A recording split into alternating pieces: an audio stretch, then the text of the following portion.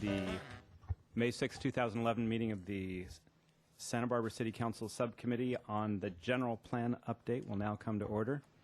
Are there any members of the public wishing to comment on items not on today's agenda? Seeing none, let us go to the first item. Ms. Weiss, would you like to say something? Yes, thank you, Chair Francisco. Just a few comments. Basically, for today, we have one agenda item, and it is a complex, comprehensive, major agenda item relative to the general plan.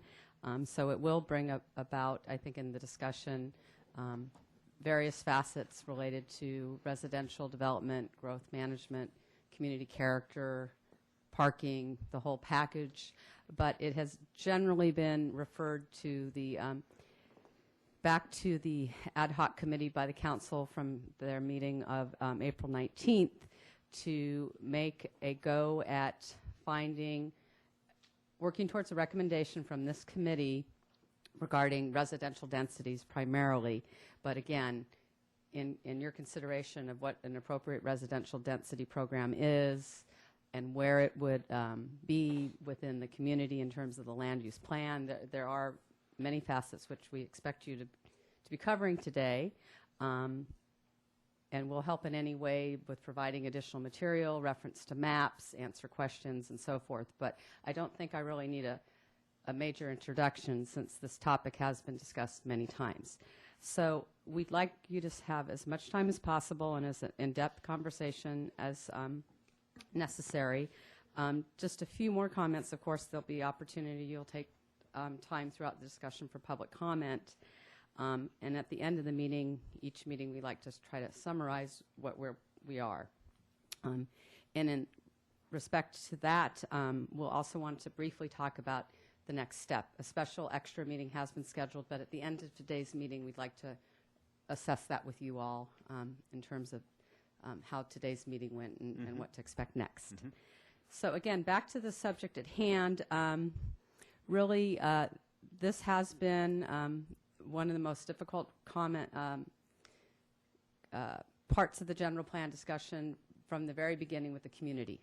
The community, when we had the public workshops, we said, what do we love about Santa Barbara now? What's important about preserving in Santa Barbara? How could you see Santa Barbara change? Where would you like it not to change? How would you like it to change? And we've asked people a lot of questions at trying to get to basically a land use plan for our general plan that helps direct anticipated development. And I think that the acceptance of the idea that that is what you are planning for. You are planning for a development future, and that there will be property owners who are going to seek to improve their property. They come to the city and they want to know what not just the city's regulations are, but what the plans and policies and goals are. And particularly on larger projects that are going to involve, be it community benefit, affordable housing, and things like that, it is extremely important that our regulations and our policies and our intent are as well understood as possible. And I think that's why the 5-vote majority, is in the charter. That's what the community wants from the council, is a direction and one that we can all work towards. Santa Barbara is often referred to as a very difficult place in which to do development. And there's a lot of reasons why people say that, and sometimes that they may be referring to the high quality architectural review, or they may be referring to some zoning code. But what we don't really want them to be referring to is some lack of consensus and direction. And this general plan update is coming after 20 years of having had a pretty good sense of general direction and council goals and policies that were set out for this process. So you're grappling with really the key one today, and my suggestion is that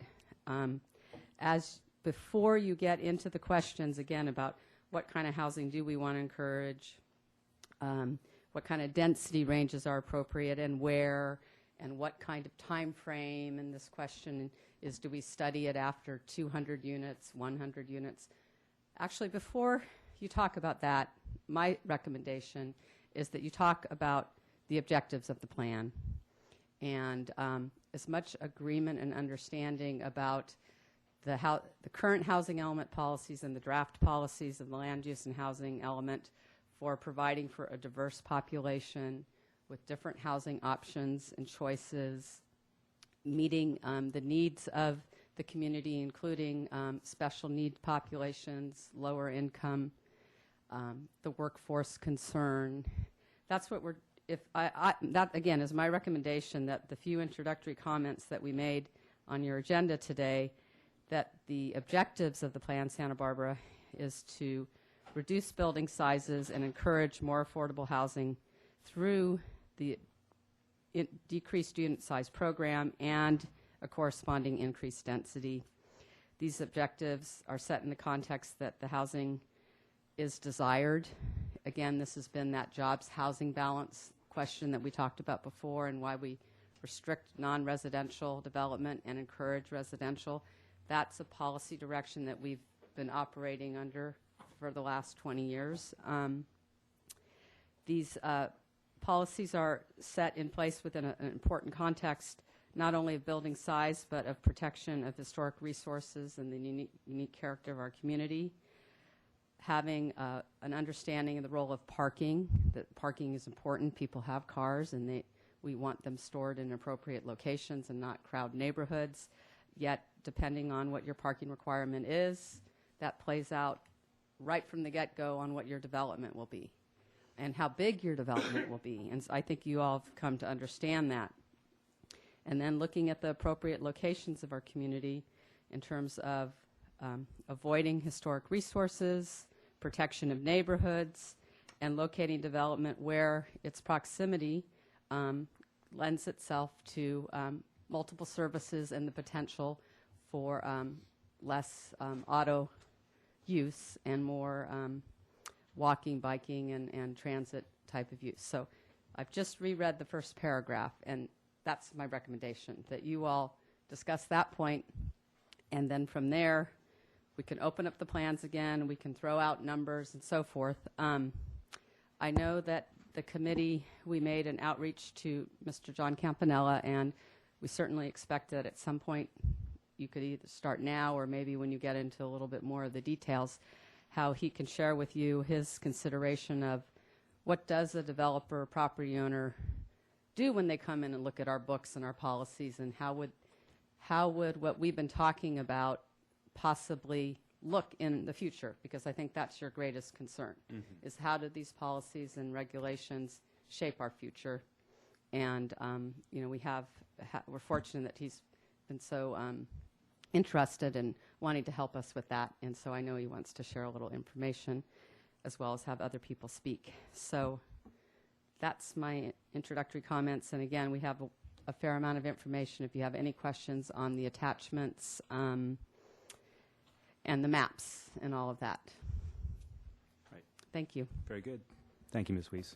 I think what I would like to do is, before we get into this, I would actually like to ask any members of the public who want to comment on this before we get into the discussion, and I'll try to make one more opportunity for public comment at the end. But if anyone would like to say something briefly before we begin our discussion, feel free to step to the lectern.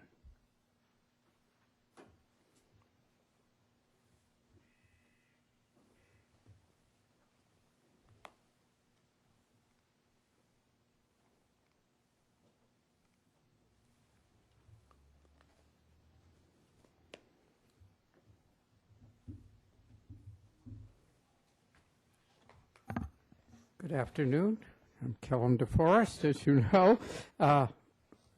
I sent each of you and Ms. Weiss a query or some points. The main point is about the figures in these attachments, and the assumptions made from these 2008 figures. I think things have vastly changed. I haven't gotten the copy of the UCSB economic forecast yet. I gather that will contain a lot of information. I just don't think Santa Barbara is going to grow, and I do not see any need for increased density. I think and also in that attachment, I pointed out the project, where is it? Excuse me, the proposed project that came before the Architectural Board of Review on Monday, 1122 Indio Muerto Street, where a developer is actually proposing to build apartments, a 20-unit apartment complex at that site, which is about an acre. And I think things are solving themselves without lots of verbiage and setting things in stone in a general plan. Thank you. Thank you.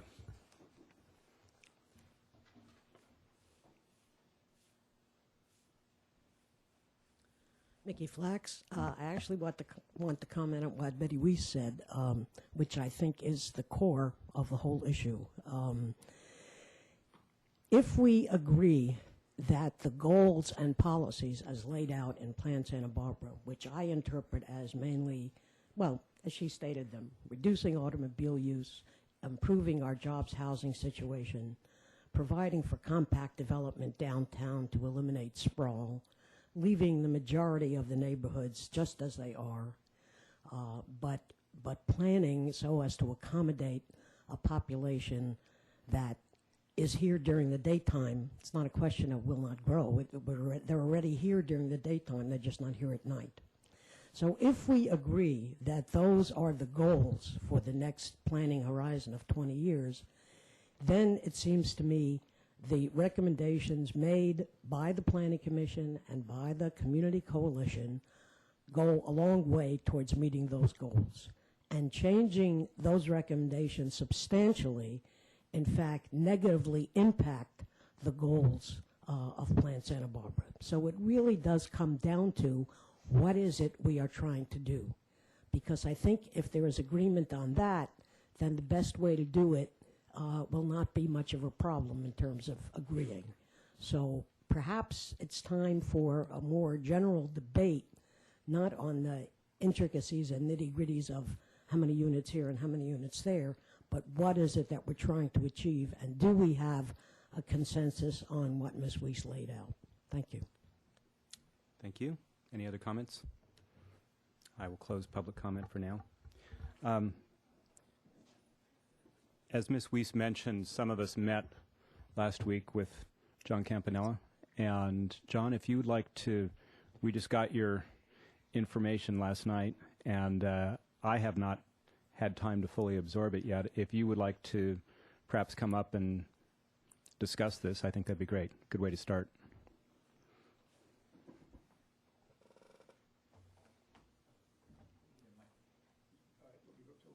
Yeah, I think that's best.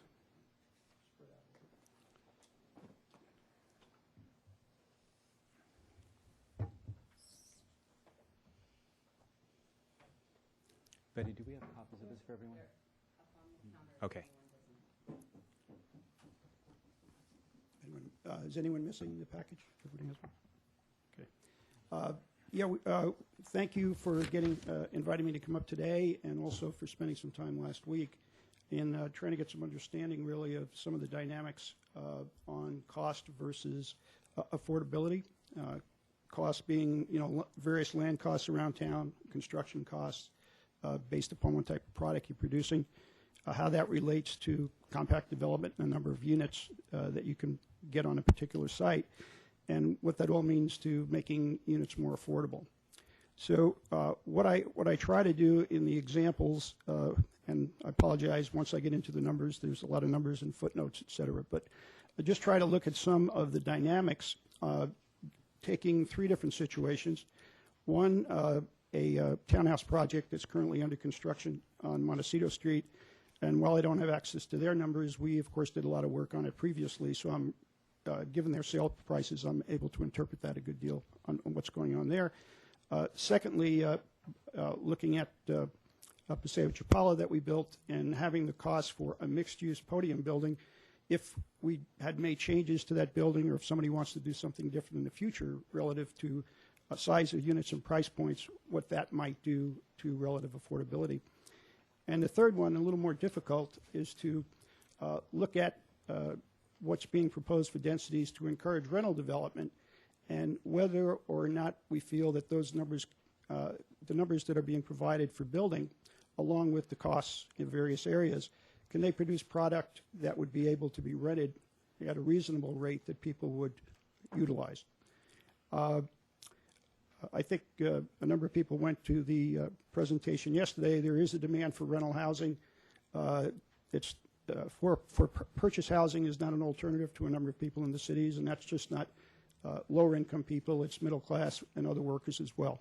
So if we can some way try to achieve getting rental housing built for market, mid-market, I mean, that would be a real goal for the community, I think, to keep workers here and to supply young families with a place to live.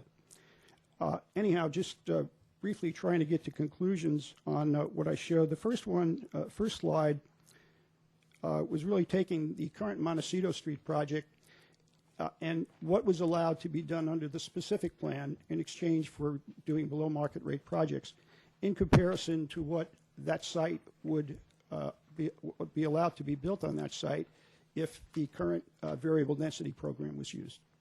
And so I know everyone seems to be in favor of the medium-high density, and this would show if you did have medium-high compared to variable density, what impact that might have on the pricing.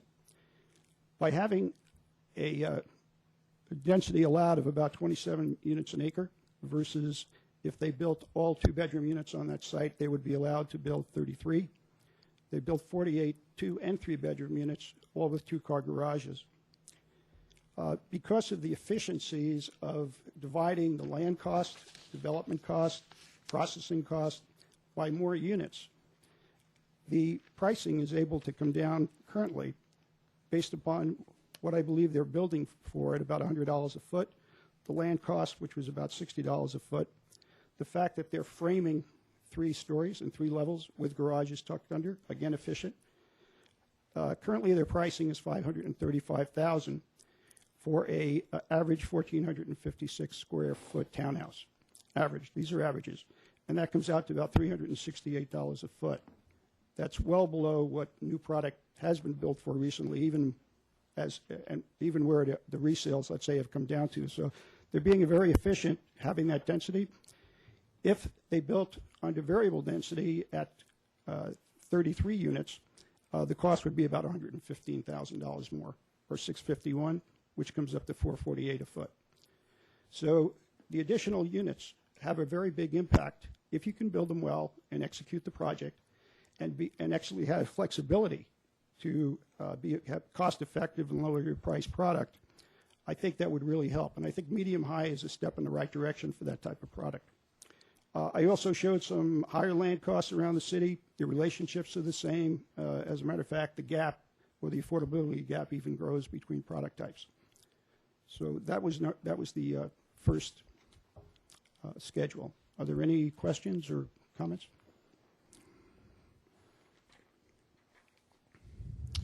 Let's see here. Any? Yeah, I do.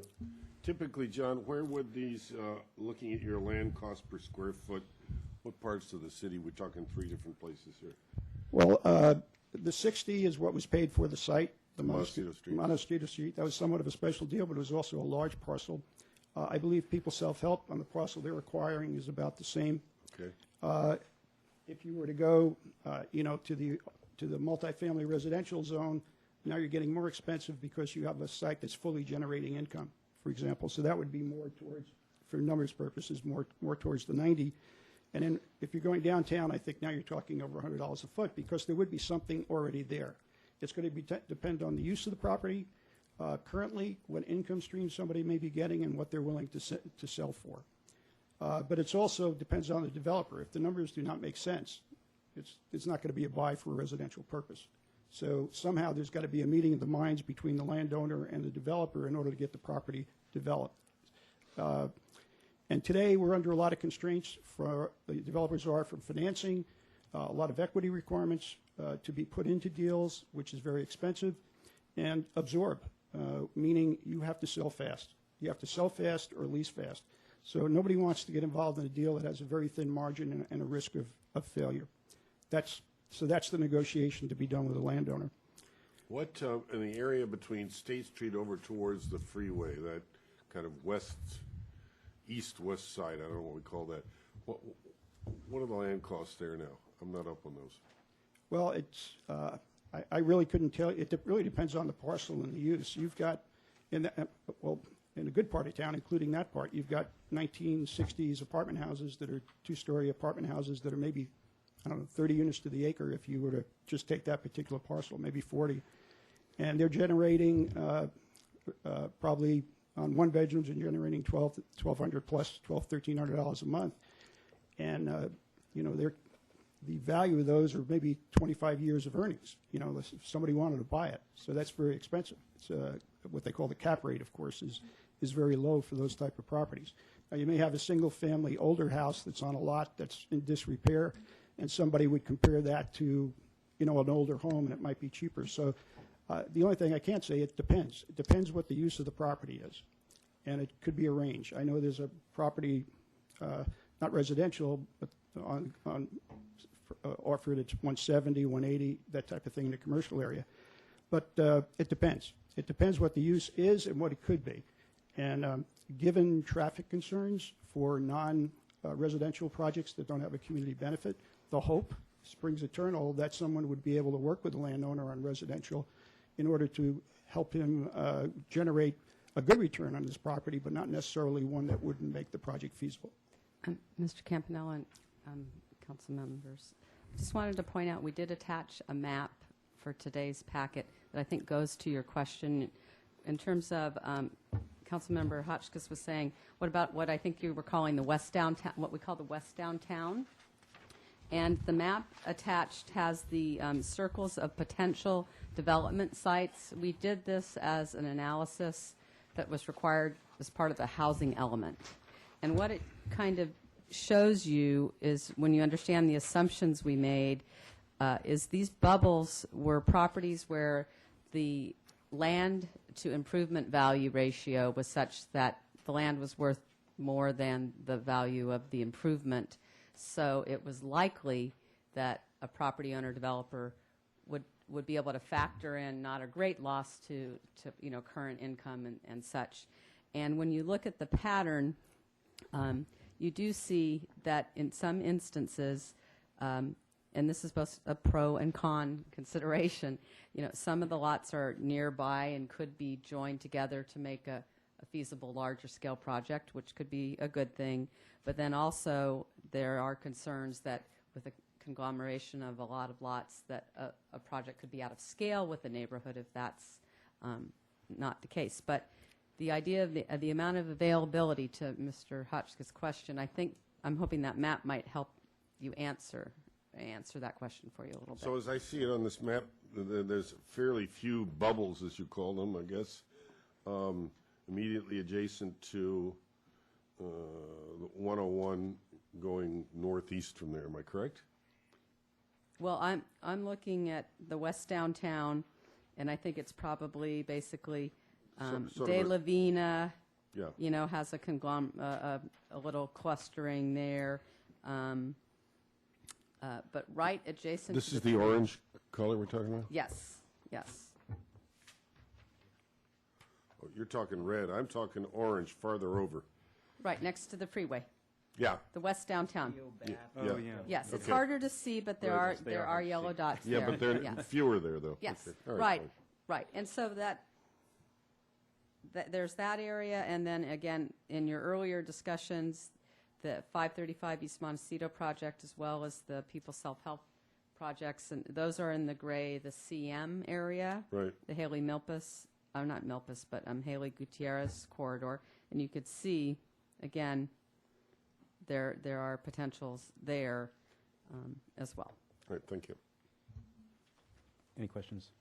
John, I did have one question for you. In the earlier chart that you brought us a couple weeks ago, your range of land values ended at 180. And that's, so this what if cost that you're putting in here, is this intended to be a range of prices outside of the core of downtown? Well, again, it depends for affordability. I mean, at 180, I think I had 60, 90, 180. Those are pretty far apart in order to see the impact of the particular land. So we came back at 60, 90, 120. 180 starts, at 180 now you're talking heavily commercial type project, I think. If it's already a commercial piece of land in the downtown core, I think that's what it's going to be. Yeah, okay. If you're trying to do something affordable, or it's going to be luxury condos, not taking advantage of the new planned medium density. Okay. And my focus was on some type of mid-range affordability for this study. Okay, any more questions? No. Right. The second one is essentially looking at, two buildings, really. One would be Paseo Chapala, looking at what's currently there, giving the regulations that we had to work with in the city relative to density, which we complied with and we thought was a good idea at the time. In retrospect today, you'd be trying to do something that brings the price points down. You'd be trying to do more units and simpler units if you could, and bring price points down if possible, given the fact that you're on a podium and you're in an expensive area to design and to build. The other one I looked at is, I think you recall when you're, and I did this for both this analysis and the one that's to follow, the architect that was employed by the city to come up with what density would look at various building forms. The coalition building, although of course there were some problems with, was it landscaped and things like that, but as far as the layout of what he did was pretty right on, and he showed some of the square footages at 1,000 to make sure it worked, et cetera, and that was a half an acre or 33 units. So that was another one that I had to look at. It's really thinking about it in both of these presentations, what we did, what could be done, and then seeing if an increase in the number of units would actually make a difference. So the first item we looked at, the land cost there was about $120 a foot. That was years ago, but 120. Our building cost was about $225, and that's the physical unit. It doesn't include land development or any of the site work, doesn't include the podium. It's really on top of the garage, the big garage. When you start to build up, just like if you were in a subdivision building on dirt, what are those costs? And those costs are high for a number of reasons. One was included a lot of upgrades because we did luxury units, patios, walkways, stairways, elevators. Were all laid out very nicely, but it cost money to do that. And then also, primarily, we only had, in most cases, there was only 2 stories of residential above the deck. So you had two levels, if you will, of units trying to share all the other costs, and didn't have a third level except in just a couple of small spots. So the average sales price, and this is historical, we couldn't get this today, but the average sales price was about $1.1 million, and that was net of the affordable units that we used in order to go from variable density to a higher density. In order to go from 17 units that were allowed based on our bedroom count, we went to 29, 4 market, 8 affordable. The average price was $1.1 million.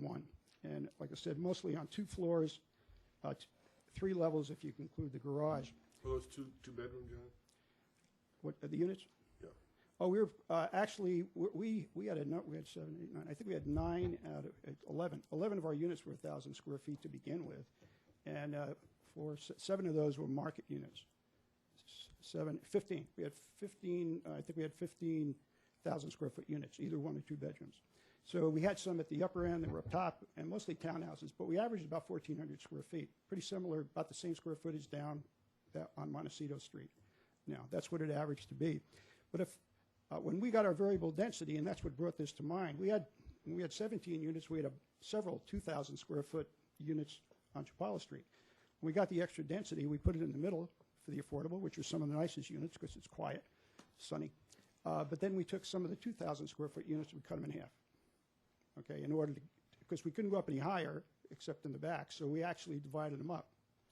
Now, what that did was reduce the pricing, but it didn't reduce the cost per square foot. It actually goes up because you're building in the same plane, except now you're adding more bathrooms and kitchens and patios and private area. Okay, so the per square foot goes up.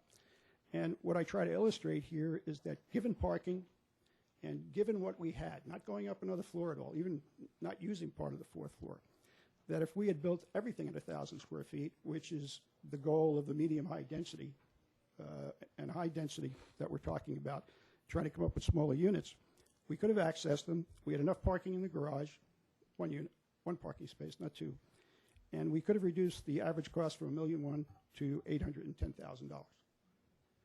It would have been actually a reduction in square footage of about 900 square feet. We wouldn't need the fourth floor elements, and that would have been offset by the additional kitchens and things like that. But we already had enough parking in the garage to handle it, which would help. So that's one way to bring down the pricing is we're talking about smaller units, but they would be livable. They would be two-bedroom units. It would be for a variety of people, which is sort of the goal, especially for sale. Then let's say you said, well, what if we put a fourth story on and use the fourth story, which would be 3 stories of residential, and then reduce the square footages down to what's recommended by the coalition and your architect already also designed to, and that's about 867 square feet. That would be a combination of 2 bedrooms, 1 bedroom, maybe 2 twos, 1, some type of mix. We would go up a partial fourth floor, not a full, about 12,000 square feet over a 38,000 square foot building. So 20 units, we'd add to the 40, 20 units at 600 square feet is about 12, plus walkways, et cetera. But if we did a mix of 2 bedrooms and 1 bedrooms on the deck, we'd come out about $572,000 per unit, including extra costs to build those extra units.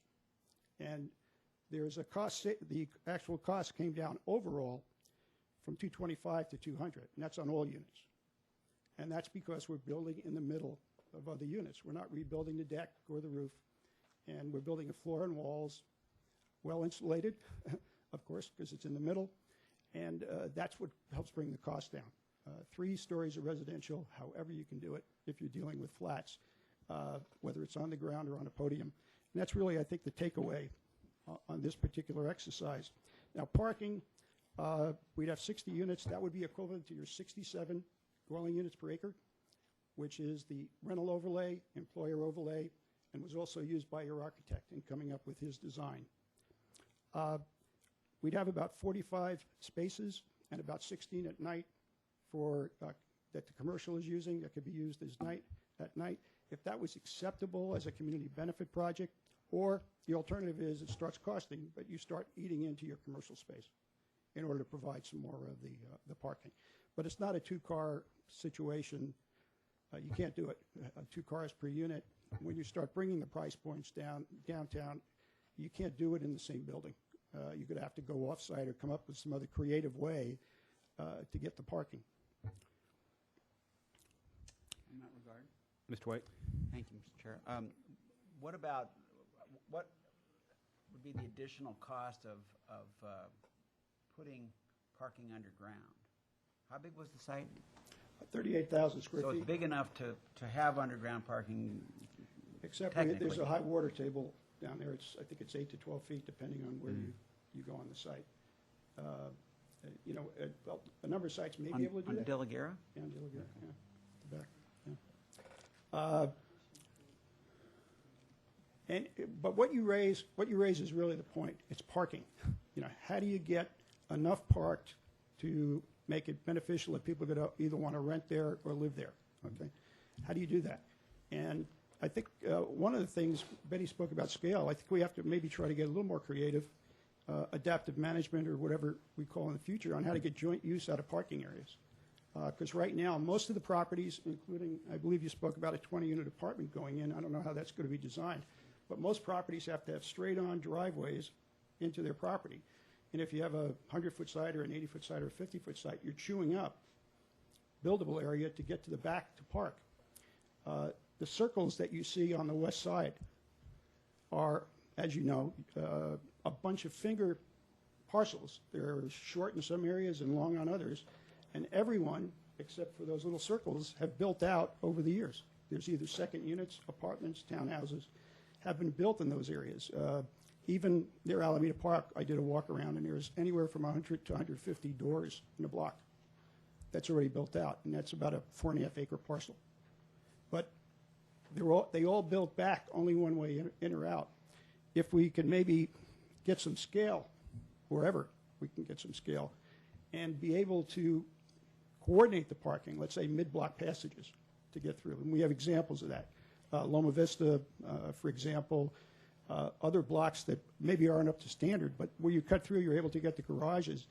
But maybe by getting off, everyone having a curb cut to get in, if you can get, let's say, the back way, and Artisan Court's an example, where we went to the opening. They didn't have to punch through the front. And imagine what that would have cost if they had to put a driveway in, a garage from the street, rather than just tuck it in the back and have access from the rear, from a mid-block passage, which they completely decorated with pavers, they have parking, community garden. And so a thought that we think is, can we do more of that in town? Can we plan that type of features to really take advantage of mid-block passages, open properties up where you still can, and also maybe provide a neighborhood in the middle of the block rather than just areas that dead end. If I may, that, let's just say that you could, maybe it's not feasible to put underground parking on the De La Guerra project, but in concept, what would the cost be to go from podium to subterranean? And if not today, I mean, it's just, it is something that interests me anyway. Okay, well, maybe, I think what I'd like to do is I think it's a good point, and maybe get a structural, the architects maybe have some estimates, but I don't at this point what the incremental cost would be. Depends on how big it is and how efficient it's going to be as well, because costs are absolute, and they're per unit, and they're per space, and if you have if you can only have one parking lane, not a lane, but only one parking stall because you don't have room to back Single up. load, yeah. Yeah, that's good, and with ramps or everything else, it's going to depend on the site. It could be very expensive, because it could be 50, 100,000, 20, 30, incrementally, depending. That's probably just land, but I think that would be a good mission to find out, and I'd be happy to call some people on that. Thank you. Mr. Chair? Yeah. Mr. Hotchkiss. When you talk about mid-block parking access, I mean, isn't that sort of an alleyway concept? Well, traditionally it has been, but if you go to, I guess, Loma Vista, this part of the walk-around, you go to Loma Vista, there's actually some room for people to park. I don't know what's standard or not, or would things qualify, but what it does, it opens up the ability for all uses. Let's say if you were down in the CM zone, all uses to be able to get access rather than off the street. And if you go around or do an aerial, or you look at blocks either in the residential zone or the CM zone, you'll see a lot of asphalt. I mean, there's asphalt not just for parking, but there's asphalt for access. Right.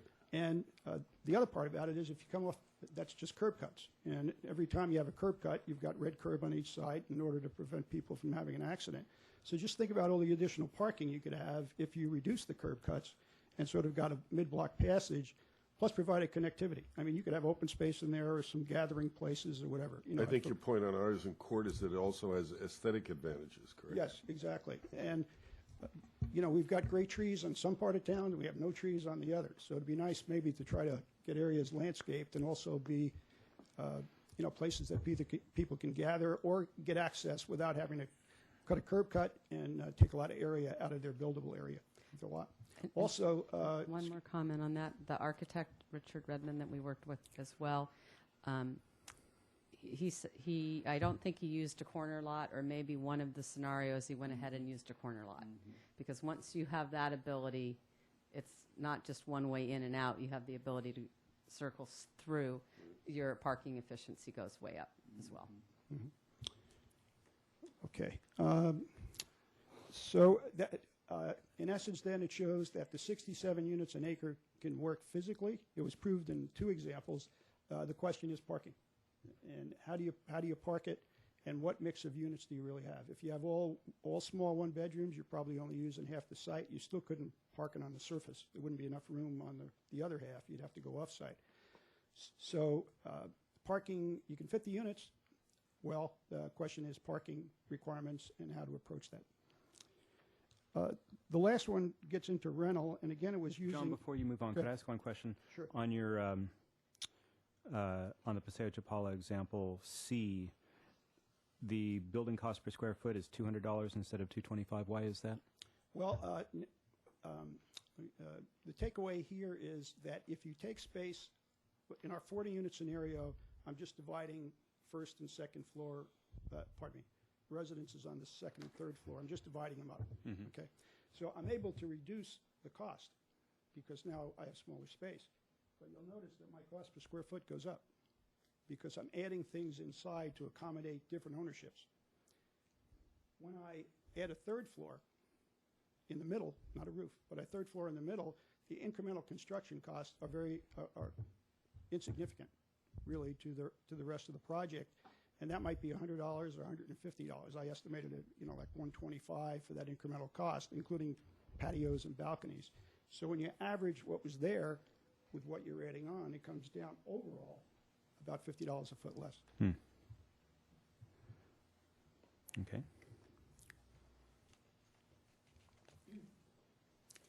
Okay, now rentals. This was the challenge. As we know, we all want them. How do we get them? How do we get them for market? Again, what I did was take the prototype that your architect came up with at 33 units. It was a half an acre site, 33 units, 67 units per acre density, the high density with the overlay for rental, and I played what if with it.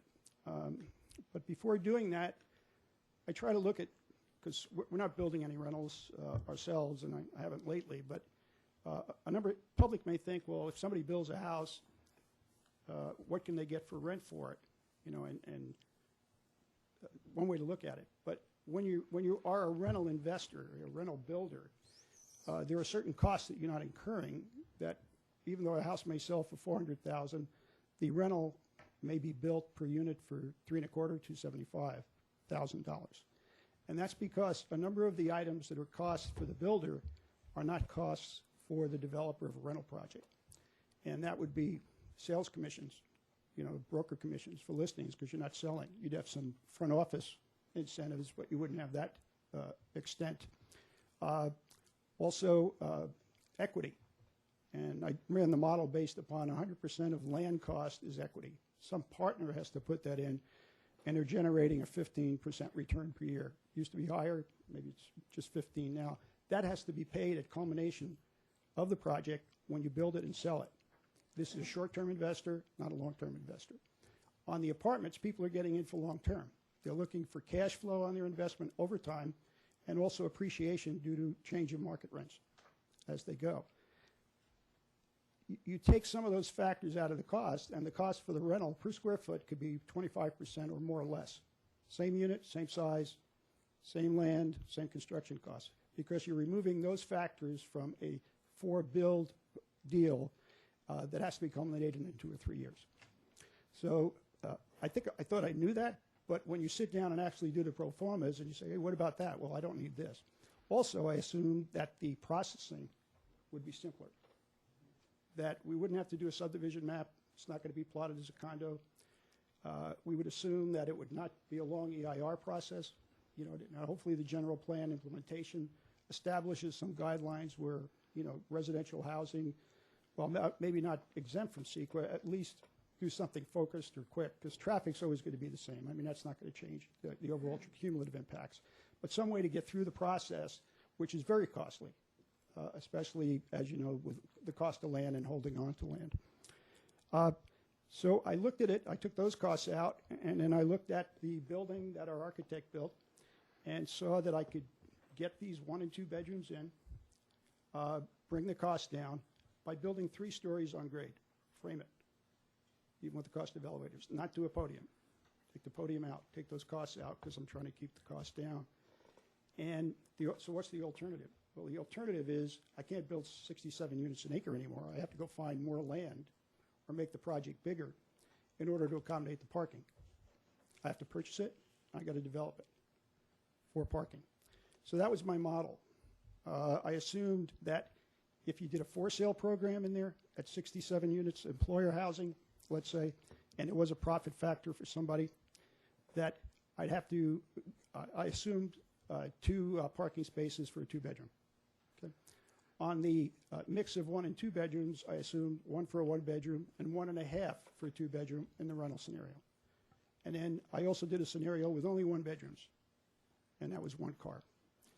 So what you see is at some point in the process, as the land gets bigger, more expensive, as the need for parking gets, you have more units, is there a point where you turn around and do the structure?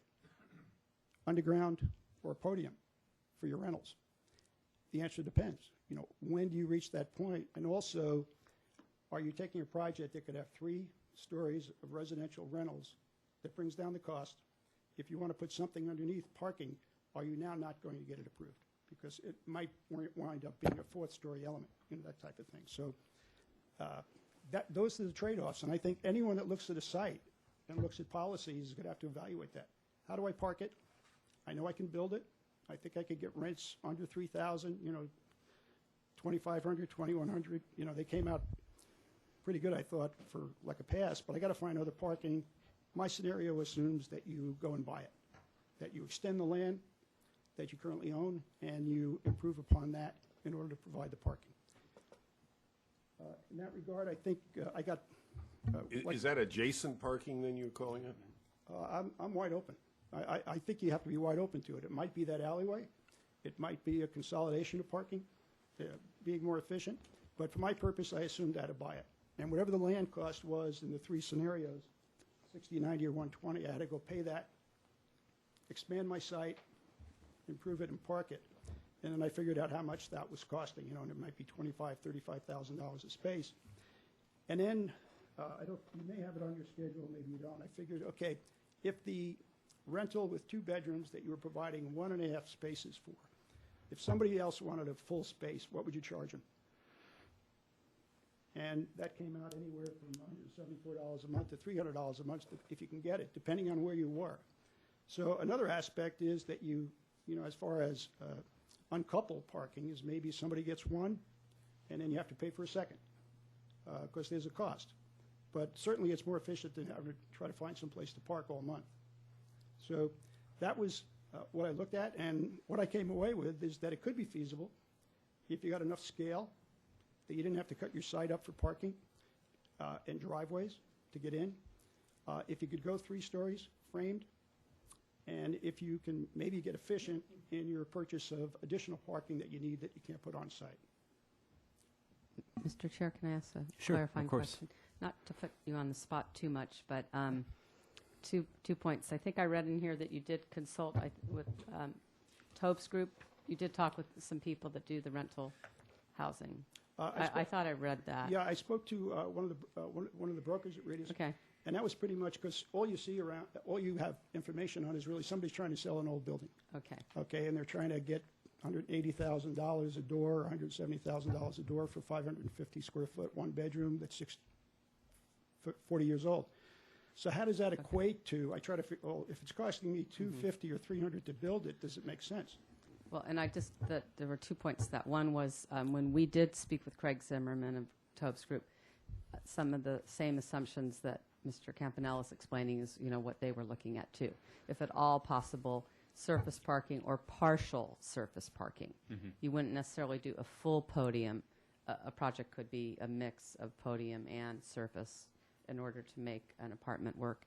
And then you've done some very preliminary look at this type of project. You and I had a very, very preliminary discussion about this very kind of thing where a property owner could possibly be making shared use of adjoining and available concrete to make, in effect, a little neighborhood type of development, that all the parking wouldn't necessarily be on site, but that in some instances, perhaps in the CM zone area, that those kind of opportunities do exist.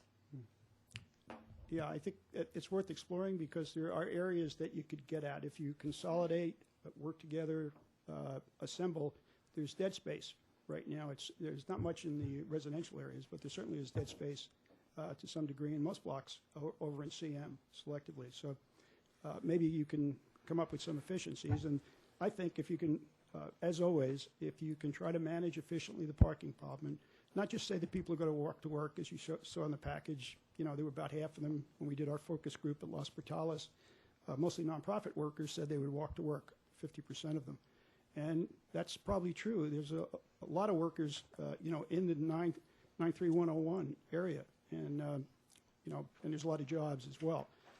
So one suggestion I might have is, as we move forward, is if we're going to test, let's say test something. If we're going to test something, I test parking rather than units. I think if you can give some flexibility to parking requirements where it looks like it's appropriate on the site, then measure how that impacts the area and the community. And then if it doesn't work, then change your guidelines and make it a little tougher when you see the next one. But I think that's where it comes down to for density and traffic and the negatives that you see about housing. I think it's all cars and how they get there and how they get out of there. So if we can be a little more efficient based on suggestions that people may come up with, maybe that's the 5-year test rather than an absolute number of units. Okay. Anything else? Any other Yeah, I have a questions? question. I think this is for maybe Ms. Weiss, though. Do we have any examples of where adjacent or off-site or whatever we're going to call it parking has been put into effect in communities like ours? I'm probably not, or maybe very few. And one reason So, for a that. novel idea, I guess. Yeah, one reason for that is it's currently not allowed. So people, you know, it's that whole modification That question. does tend to restrict it Yeah. a little bit, doesn't it? It's that whole modification question. Should we pursue that? I have had, you know, it's a very unique situation, but, you know, I think it was Cravioto owns a piece of property on State Street where the news rack or the India House or, you know, and they didn't have any parking, you know, they back onto a city parking lot. But the Cravioto family owns the old ironworks, and so that's like one example that just comes to mind because it was a unique situation. They were going to propose a couple parking spaces, you know, a block away. And there might be one or two other people that ever decided to venture into, do you think this is a supportable modification? Because we had to consider it as a modification. How about other communities? Do we know? Off-site parking arrangements is a common situation, depending on the community. Again, in a suburban community, probably not, but in more urban communities, off-site parking is very standard. Well, I know in a vertical place like New York, it's the practice, of course, generally. And we in Santa Barbara for many, many years, since the 70s, have allowed off-site parking within 1,250 feet for commercial. So that's been a very standard practice for non-residential use to have off-site parking. It's venturing into this area has been just very few cases when it's come to residential. I'm just trying to think of as a consumer, if I had to go too far for off-site parking, I don't think I'd do it. You know, it's got to be, particularly if you're using your car once or twice a day, it's got to be pretty darn close. So Yes, and I think we agreed that, I mean, when we have looked at this, we've looked at, well, the 1250 was the standard for commercial, and, you know, 2 to 3 blocks. It's somewhere in that range that would be potentially comfortable. Much more than that, it's a whole different experience to get to your car, right? Any other questions? Mr. Campanella, thank you very much. We appreciate it.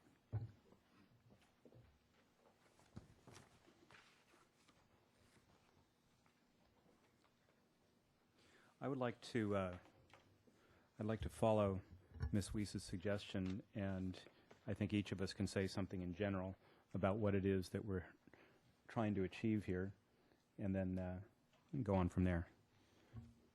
well, I'll jump in. I disagree with Ms. Flax. I don't think that, I think limited growth is what we're after. I don't think we're trying to get people to ride bicycles all the time. Bicycles generally are supplementary to cars, and that's the way we ought to plan. As I said before, parking has got to be ample, or it's not going to sell, or people are going to end up with cars on the street.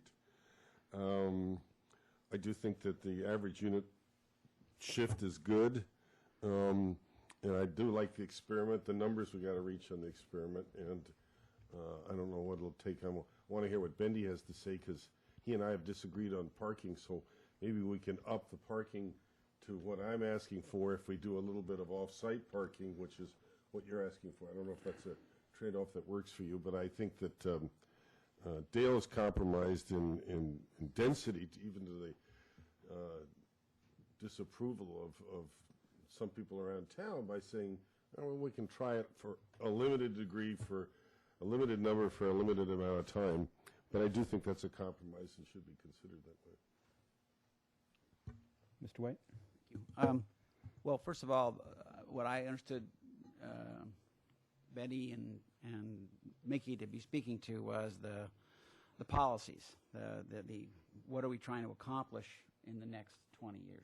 What should the city be trying to accomplish in the next 20 years? And that's, frankly, I think it's been in our general, the ideas have been in our general plan in the past, and and the ideas go forward. I think are good ones of having a mix of uses. I don't think that the current plan talks about a lot of growth. I think that's one of the elements that we, only in Santa Barbara would we be spending 6 years in a built-out city just duking it out over 100 units a year. And as Mr. Francisco's pointed out, with RDA sunsetting, that half of those units probably won't be built. So the reality is we're going to be down in the 50, how do we market rate units? We're just not talking about big numbers. Santa Barbara is going to continue to be Santa Barbara. And I think that the goals and the policy ideas are laudable. I don't know how we get that far with any of them. The employer housing, we see the St. Francis project, the cottage project. We see the Westmont has a couple of projects in town. I think there's hope that more of those occur, and I appreciate that. I think that actually Mr. Francisco has been working hard on the rental area. I've expressed skepticism about it, but I think that if you don't have the framework there for the rental and therefore employer-based projects, it sure won't happen. It's kind of like the off-site parking for residential. If it's against the law, real unlikely to happen. The parking, it's interesting how we get back to parking as really a strong driver. And everybody in the development community and the design community, you'll just hear it jokingly said, you start with the parking and then see what else you can do from there. It really does drive the projects. And I am looking for as little parking as I can, to whatever extent we can find 5 votes. I believe that I'm willing to push against the car to the maximum extent that we can find 5 votes to do. So as stingy as we can be on parking and find 5 votes, and that's almost an oxymoron with this council, I appreciate. But where I then go is I see myself looking at our current regulations, which is in the mixed-use area, a mixed-use project will allow 1 parking space per residence. And as Mr. Francisco and I have discussed, there is an assumption in there that there will be shared parking with commercial. And so that's how there would be some other parking spaces that would be created by the commercial. Well, I don't want to go backwards on from the status quo to be requiring more parking than is required today. I don't want to do that. And I would hope that we could look at that as a basis of compromise. And I'm also willing to not cap parking, another thing that's we've heard and is the case with smart growth, that you can't have more than one parking space. Well, I'm okay. I'm willing to set that aside.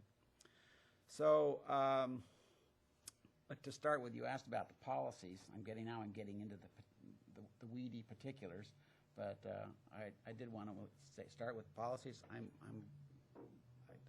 embrace those outlined by Ms. Weiss and Ms. Flax. I don't think it gets to the gritty issues that we have to deal with here. Okay, thank you. And I would say in general, the highest goal of the general plan update is to come up with a plan that will preserve and enhance the character of our town.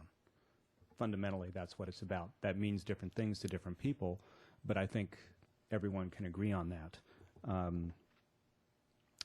I try to be realistic about what I think we can do. We've had, in the last two censuses, the population in Santa Barbara has declined. Obviously, and as Mr. White points out, we are a built-out city. So I don't think we need to plan for a lot of growth.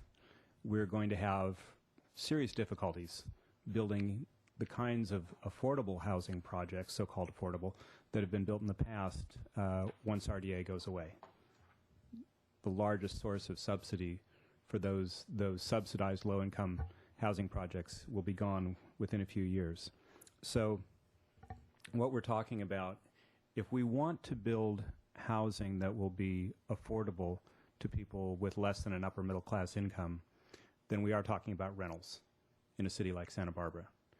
And that's why I believe we really need to put energy into coming up with a way that rental units, new rental units, could be built and would be profitable and desirable for developers to develop.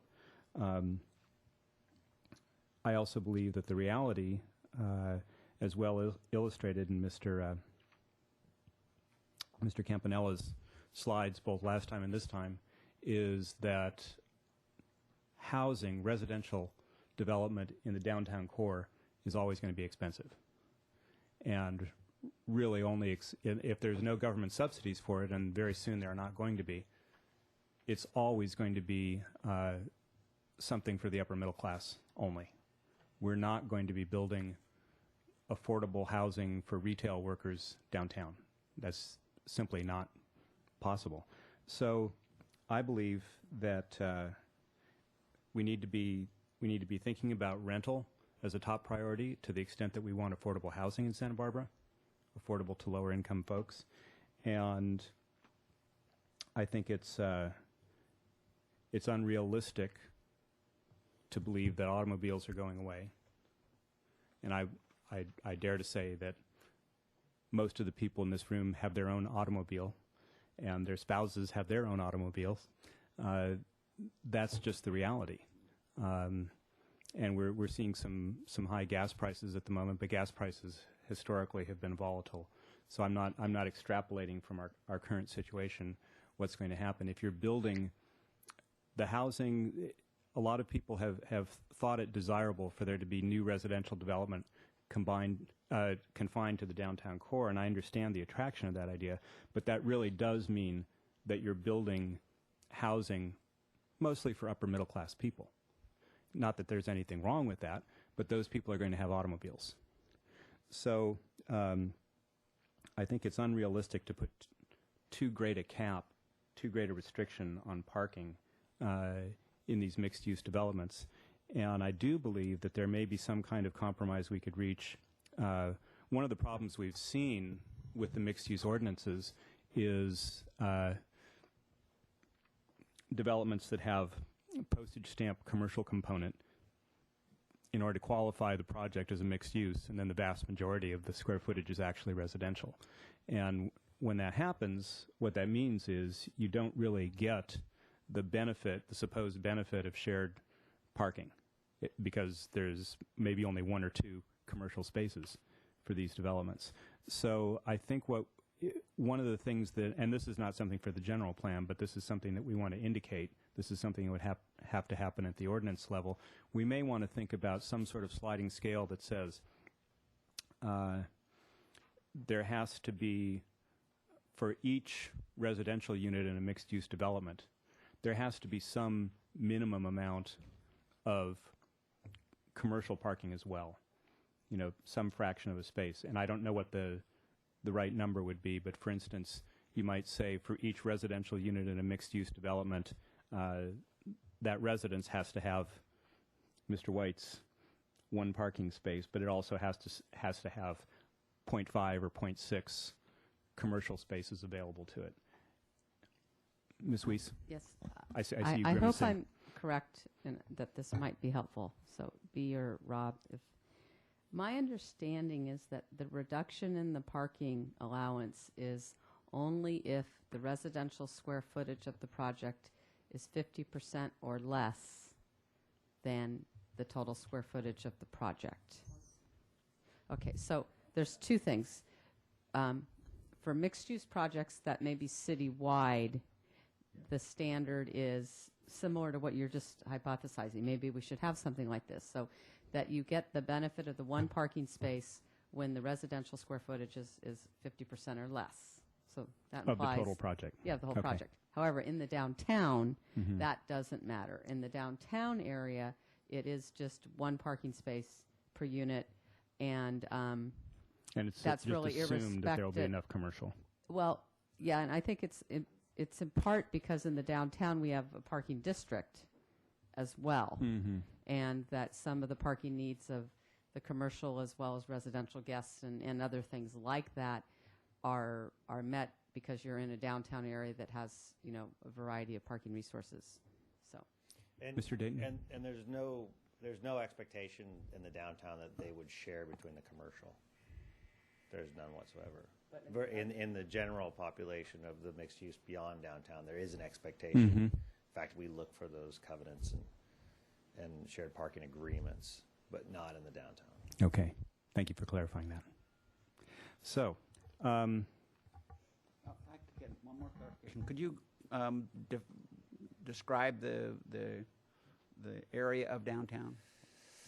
The delineated area that does the one space, no guest, is approximately, it's between De La Vina and Garden. It varies at some places, and then it goes as high as Mitchell Terrena, but it's very narrow up in that area, and then as low as the freeway.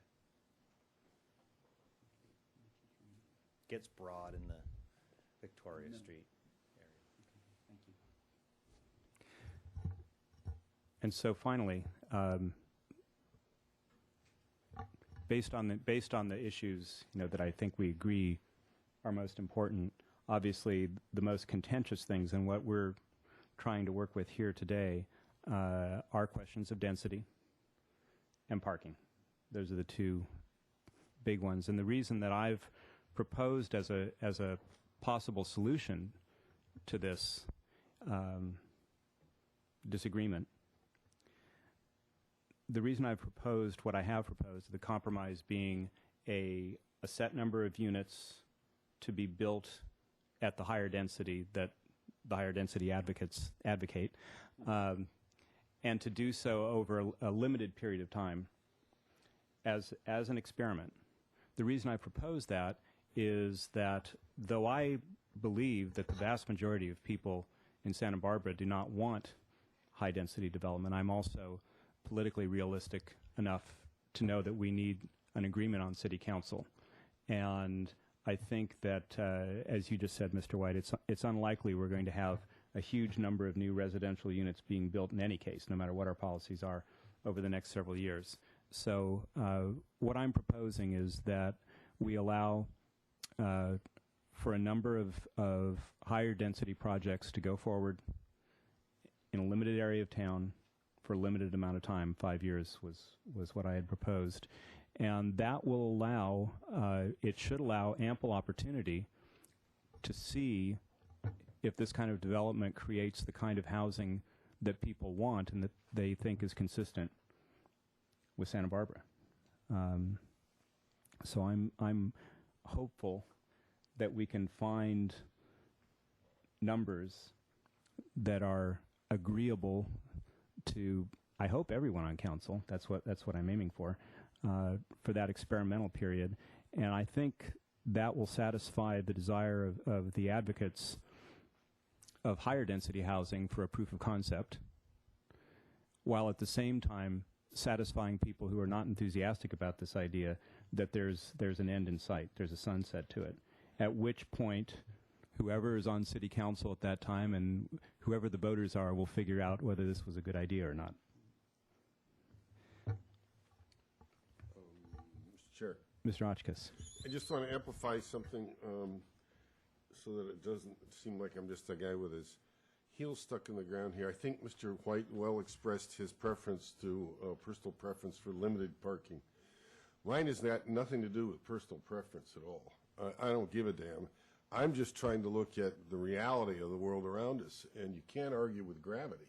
And gravity in this case is the number of cars that people use as a family, particularly working class families. So would be nice if we could design no cars at all. Okay, great, and everybody goes around on a bicycle. Well, that ain't going to happen. So I want to get this out of the realm of personal preference into working with the real world so that we really can be responsive and actually have an effect, positive effects on the development of our community. So anyway, Bendy, I just wanted to make clear that this isn't something, oh, I just kind of like this. I love my car, which I do, I admit. But I'm just trying, what we have to do is match the real world around us and come up with a plan that fits there. That's where I'm coming from. Thank you for listening. Mr. White, did you have something to? Well, I'll just try to continue the conversation. I think that you talked about the experiment and the review, the review of the work of the concept after 5 years, and you use the term sunset. One of your other previous suggestions had been to, try the high density and then it goes away after 5 years. And the way I envision it is that we try the moderate down zone, the larger number of units than the medium high, and that the city and that the council, that the city system review it at the end of 5 years and then determine whether or not it sunsets. I mean, it doesn't go away. That's an active decision that's made to have it go away. So I think that's a little bit of a different, it's a different framing of that process. It would be. It would take away the one incentive there is for the people who oppose higher density projects to go forward with it, because again, whatever decision is ultimately made has to have a supermajority of city council, and I believe the majority of people in Santa Barbara who don't think there's any need for higher density housing in Santa Barbara. I think that in order to go along with the concept as a proof of concept, and again, given the number of dwelling units likely to be built over the next 5 years, I think we can come up with a number that's ample for any conceivable number of these higher density projects to be built. And if it turns out at the end of that 5 years that people are just in love with these things, and the majority of people in Santa Barbara have been convinced that these projects work and that they add rather than detract from the character of the city, then there should be no problem finding 5 people on the council to say, hey, this is great, let's continue. I hear that. At the same time, we still end up with what's going to be the base zoning, base land use designation for the property. for the land. That's the whether there's a sunset or there's a new dawn or whatever, we still have to have the base number Right. on the ground. So Agreed. that's one of the key decisions that we need to, hopefully we can make today, and then that stays on the property. I mean, at the end of 5 years, that runs with the land presumably for the 20 years, or unless and until council, a future council, chooses to change it. So that's one of the legs of our work today. When you say runs with the land, with that particular project you're talking about? With the city, I mean, if That's you not runs with the land. Okay. Yeah. You want to be that citywide, all right. well, I mean, what I know that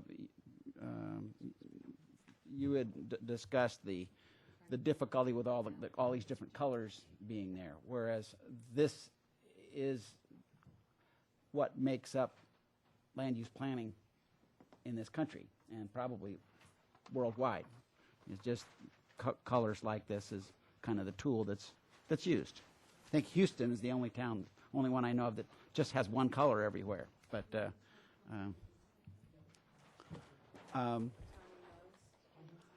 I guess with Mr. Francisco, I've not understand. I mean, I think that there's all the rentals overlays, for example. That maybe there's some. Is that what you're seeing as part of a sunset package, or do you see that continuing on longer term? Well, what we're talking about here, I believe, is where are we going to allow these higher density projects to be built? Okay. Now, some of those may be market rate ownership units built with simply the density bonus that would come from applying the average unit size concept. Right. And others would be rental units that would have the advantage of an overlay, which, I've talked about 100% bonus for rental units. Right. Okay. But again, how do you picture, how does your sunset work? My idea is, let's say, for instance, let's say that essentially everything here that we're talking about were medium-high density, just to take an example. Currently at 15 to 25 dwelling units per acre. During the period of this experiment, then you would also, and this 15 to 25 dwelling units per acre, that higher end, you get that with smaller units using the average unit criterion. But during this period, you would also be able to build, assuming that we had a 100% bonus density for rental units, you could potentially build up to 50 units, 50 rental units per acre. Yeah. And at the end of this period, that ability to, the 100% bonus density for rental units would go away. We would have an opportunity at that point to determine, assuming some of those projects had been built, did this really work? Was it good for the city? Is this something that we want to continue? And I would assume, and I don't know how everyone else on the committee feels about this, but I would assume that the average unit criterion is something that we probably wouldn't want to sunset. I think there's general agreement that the bedroom metric for bonus density has not worked. But I'm open to discussion on that. If I may, one advantage of not going back to ground zero is if we're around, we won't be have to have this conversation all over again. It's like, okay, maybe we can't take 5 steps forward, we take 1 or 2, but at least we're not going back to zero. So, I mean, that's just the kind of sense I get out of what Dale's saying. And I agree with most. I think I agree with all of it. But what I'm concerned about is the change of land use designation, well, to back up, when council really engaged in this conversation starting a little more than a year ago, there was a MODA, there was the red zone, the higher density zone was much bigger, and that as a result of the conversations that we've had, MODA went away, the red zone became much smaller, the historic district was created. So major shrinkage of development potential has occurred. We now have left probably a third of our multifamily and our true urban center, our urban, that's not quite the right word, our higher intensity urban use, about a third of it now is in play, is what we're talking about here. I think that going to the medium high density default on that at the end of 5 years is worse than leaving it the status quo. So I in terms of hierarchy, I think that there's, and believe me, I would rather have, everybody is in agreement that the scale of development needs to come down from Chapala 1. So that's a given. The 60-foot the 60-foot scale doesn't feel like Santa Barbara. So that's a unanimous consensus thing. What the so-called high-density option reduces scale of buildings from that. So that's a step in the right direction. And I would like that to be the basic land use designation going forward. It makes smaller buildings. We won't have the Chapala 1 experience happen again. Probably won't happen again just for a whole lot of reasons, but anyway, this would make it policy. So that's, but I don't want to take away so much development potential, which the medium high density would go with the 15 to 25 units per acre.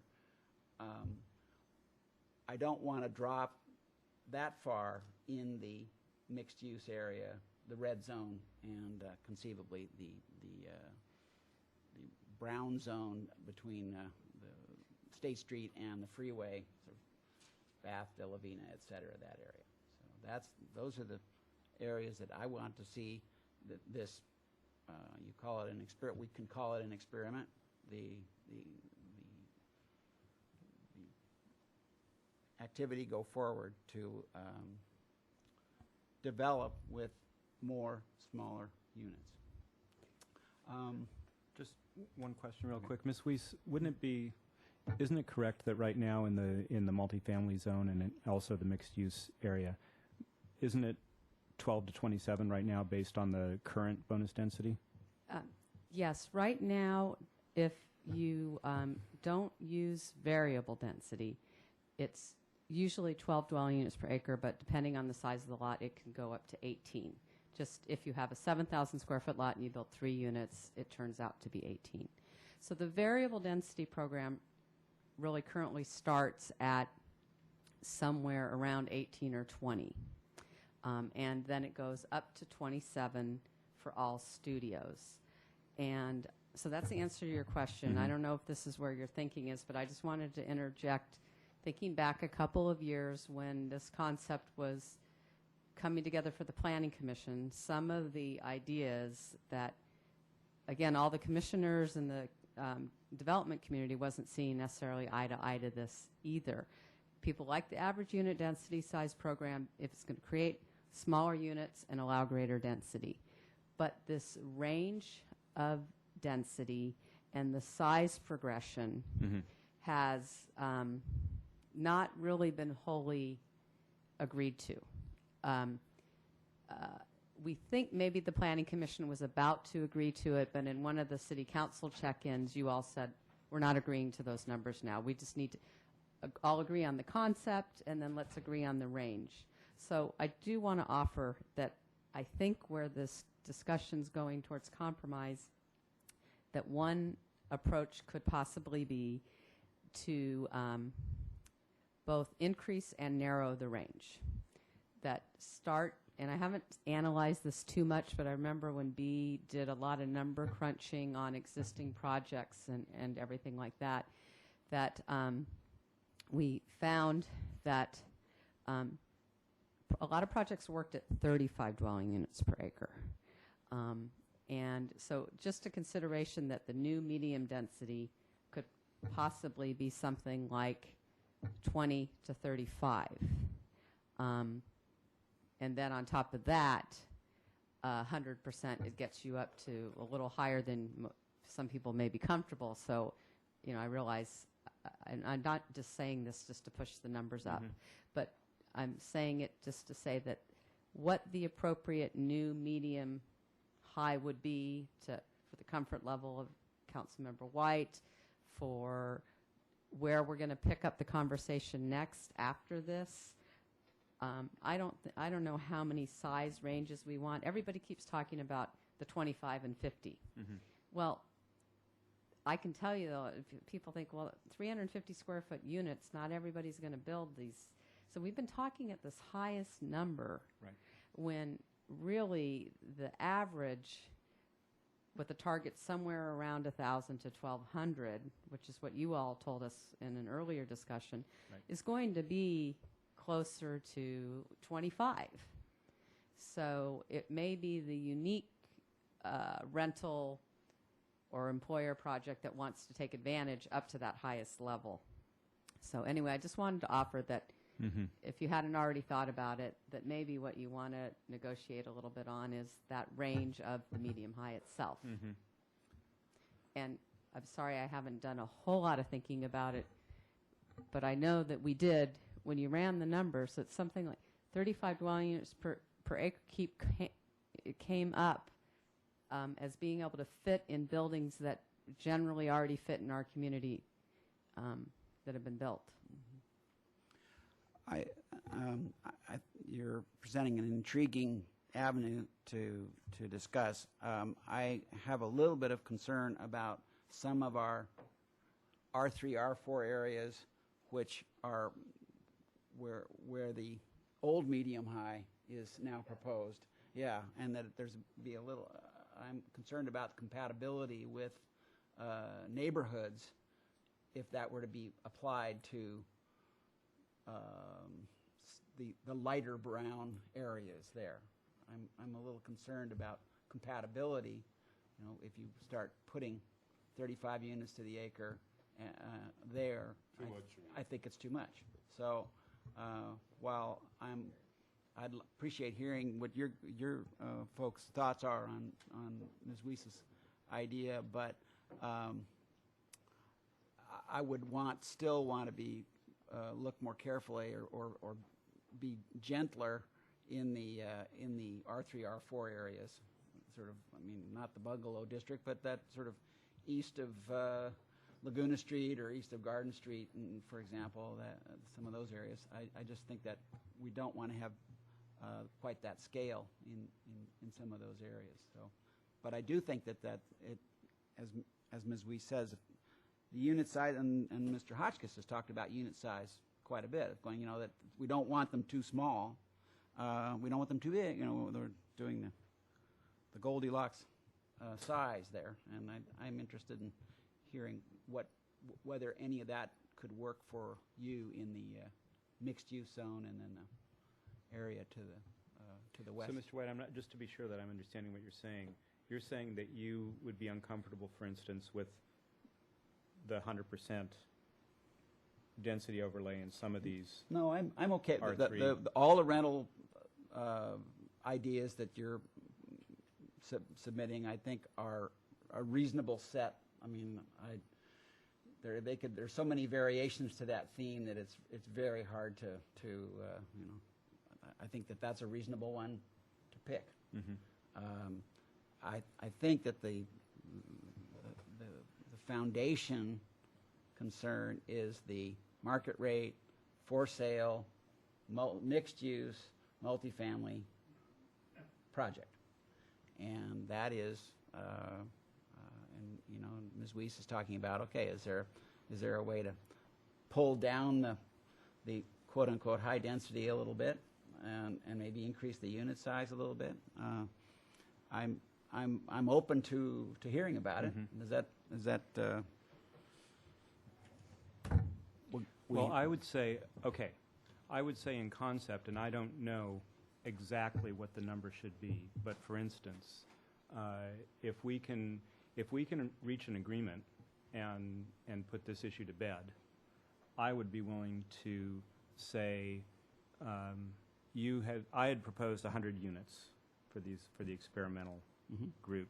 You had proposed 250. I would be willing to go up to 200. okay? I think that would provide over 5 years. I mean, we're talking about 40 units per year. Right. It's questionable whether we would even get 40 dwelling units per year built Right. during that time. That's right. So that's essentially saying the whole allocation. Right. So that certainly would put no limit whatsoever on the experiment. Ms. Weiss? Is the experiment the overlay? Or is the experiment anyone using the average unit density program? Because believe me, there would be people who Of course. just say, I'm going to build, my lot fits 4 small units. I'm not doing condos or any overlay. Are those part of the 200? This is all, because when you first brought it up, Right. we were still using this terminology quite a bit high. Right. And so does that mean overlay? It's an excellent question. If we were to, I guess here's how I would put it. What I have been looking at is this 15 to 25 dwelling unit per acre density based on average unit size as the criterion for greater density.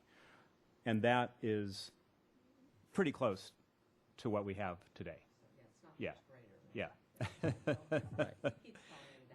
Yeah. No, it's not a down zone, but it's pretty close to what we have today.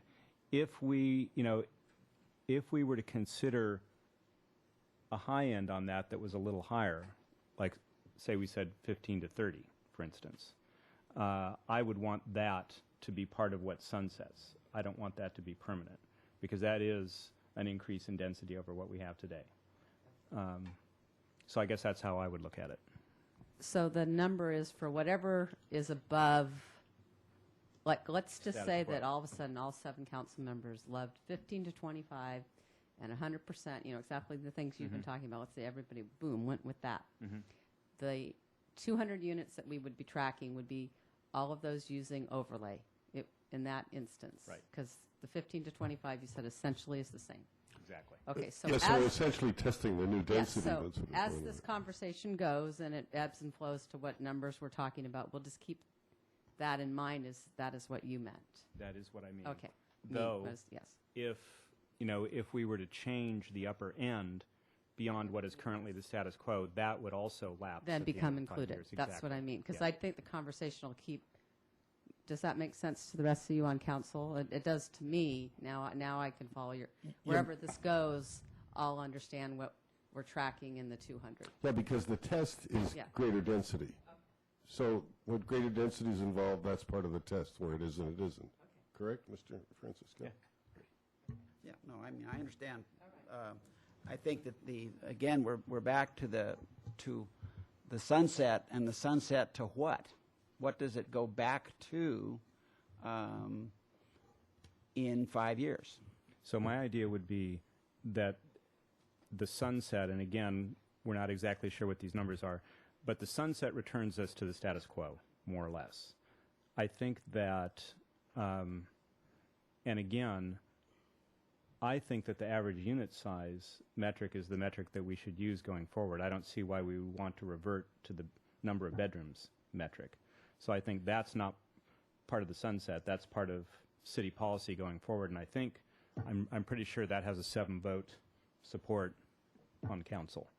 But my idea is, in order to bring along the people who see no reason for increased density beyond what we have today, there has to be some sort of guarantee that this truly is an experiment, and that it will take a supermajority of council, and then presumably the vast majority of the people in the city saying, oh, these buildings are delightful, we need more of these, so we're going to change it.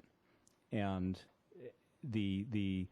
what would sunset is the density above, essentially above what we're doing today. So both the 100% rental overlay, as well as if we were to pick a higher number for the high end of the density. So for instance, if instead of using 25, we used 30, that 30 would go away as well, and it would be back to the 25. I understand. Well, I think that, and I threw this out there as an option earlier. The reversion would be to the status quo, that is to say, the variable density, rather than the. I do not think that there are 7 votes to go with unit size. What is the term? Average units. Average unit density. Or AUD. AUD. Unless there is a higher AUD in the mixed-use area, which and the red and dark brown area, and I don't think we have 7 votes for going to medium-high density in that area. Maybe Which is the density it is today. it is the variable density today, where which can be built to 60 feet, and where the units can be 3,000 square feet. That's what's there today. And I'm also very supportive of floor area ratio. I've talked about that the whole time, going, we need that as part of our governor on this system. Agreed. So- And I think we made that decision last time, so, Yeah. yeah. So that's another control that will be in place, should be in place, to manage the bulk of buildings. So are you saying that at the end of this period, in assuming that we do it this way, going back to status quo means getting rid of average unit Right. size as the metric? Unless it was the higher, unless we were able to come to a number. What I heard, Ms. Weiss talk about was going to the 40, is it 45? Is that the top end of the high density? Yes, we've talked about 27 to 45. Okay, it's 40. So Yeah, saying that the 45, 45 is very small units and is a low likelihood scenario, and that when we looked at existing development, we found that at the 35 units per acre, we start seeing projects that could fit into existing development that are with smaller units. So if that were to become not an experiment, but a base,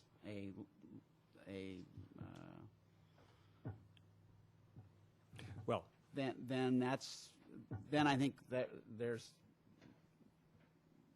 possibility for full council support. it seems to me then what you're saying is that one way of solving this is to say that average unit size goes away as well. Perhaps, exactly. I mean, I'm trying to find. And that would get us back, essentially, at the end of 5 years, that is also part of what sunsets. Right. And whoever's on council then gets to reconsider, is this something that we want to go forward with? Right. And the status quo is our current Right. bonus density with number of bedrooms as the Right. criterion. Right. I could live with that. Well,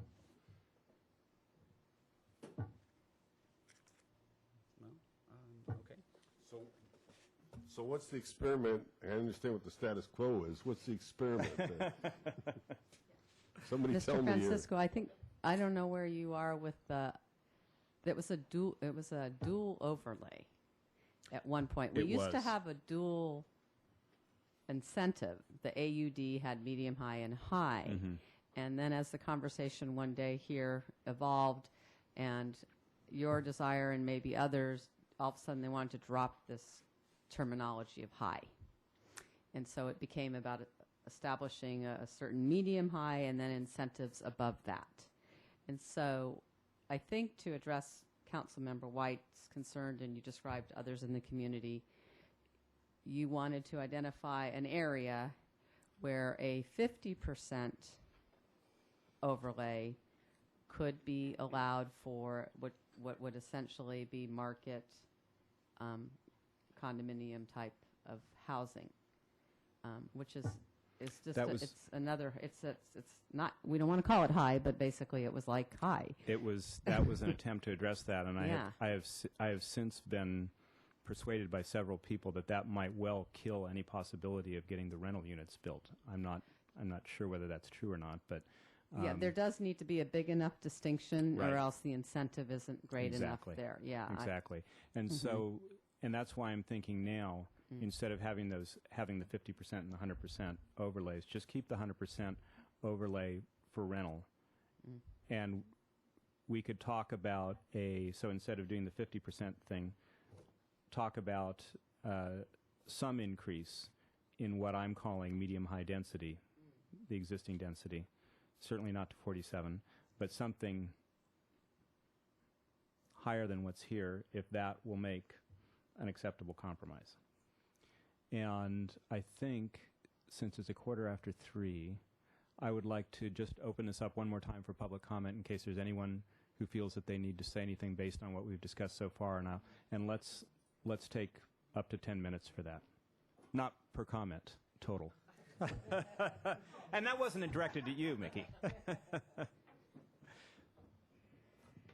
I do want to respond to Mr. Francisco's stating that the key goal is to preserve the character of Santa Barbara, and would like to remind everybody that the character of Santa Barbara includes 60% rental, 38% Latino population, a median income that is considerably below that of the state, about 12% low-income subsidized housing that has resulted in a 5-year waiting list, so it hardly meets the apparent need. That is all part of the current character of Santa Barbara, and I am all for preserving that. What I am suggesting is that in order to preserve that, except the waiting list, that the higher density areas are needed in order to provide the housing that will preserve that character of Santa Barbara. Furthermore, I must respond to the arguing with gravity.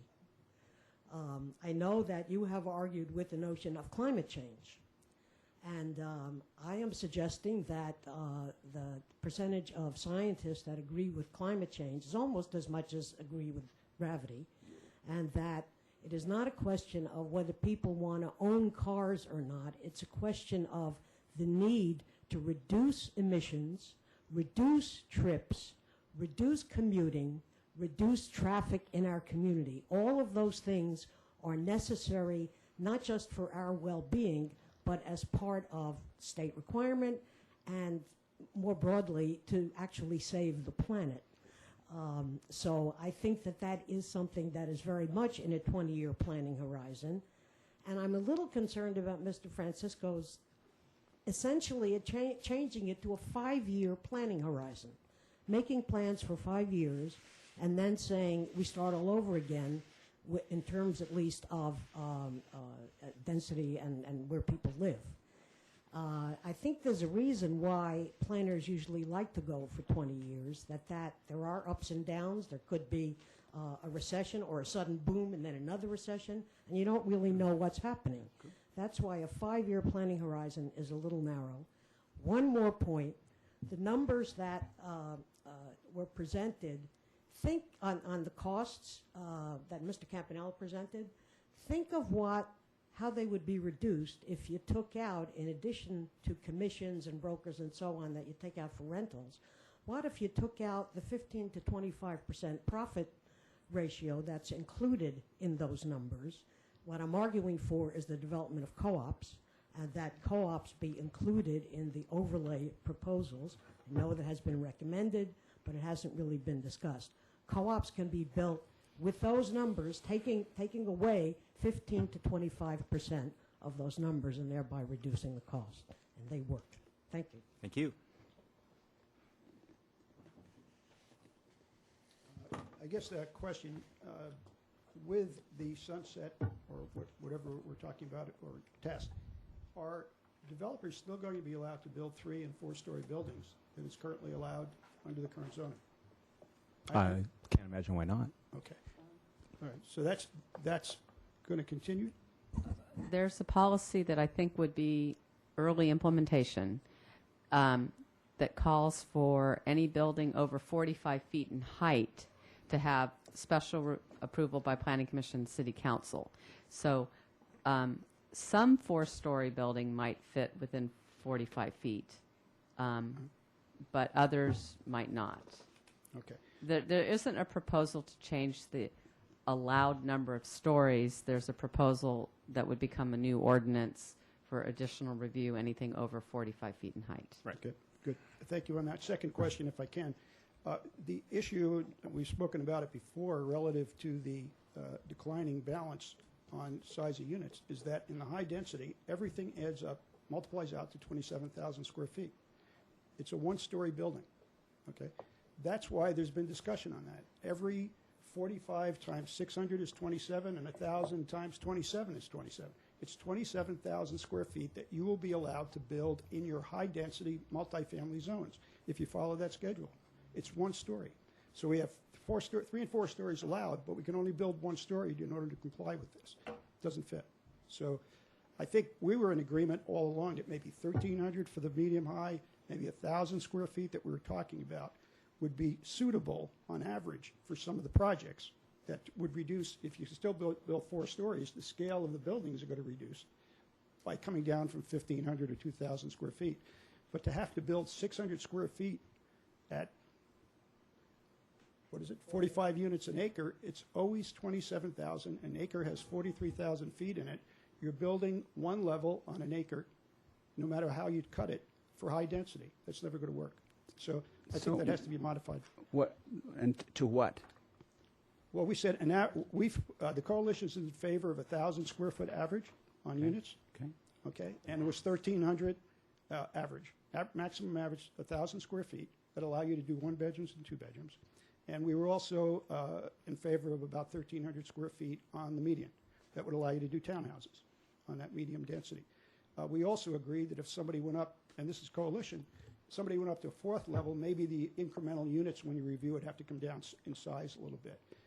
But to say, and that's where we got to the 869 feet on average, if you take a 1-bedroom and 2 bedrooms.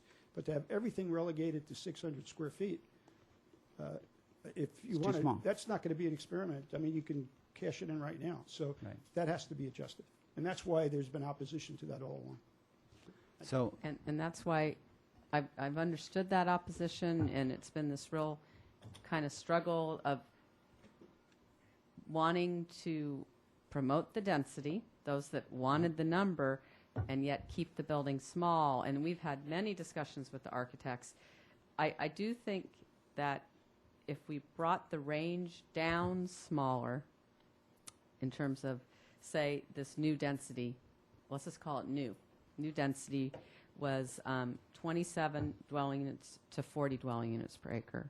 What Mr. Campanella is saying is at 40 dwelling units per acre, he would like to be able to build 40 1,000 square foot units. and then that is an FAR of 1.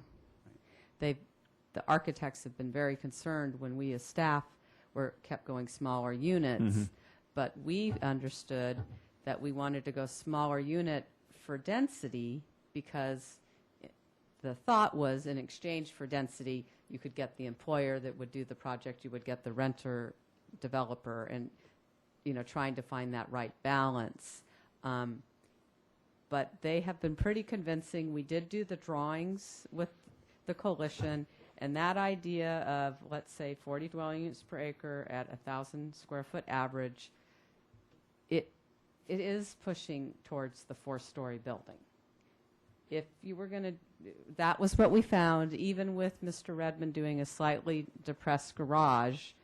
And so that, knowing the community interest, if we're saying that this program is going to make buildings smaller,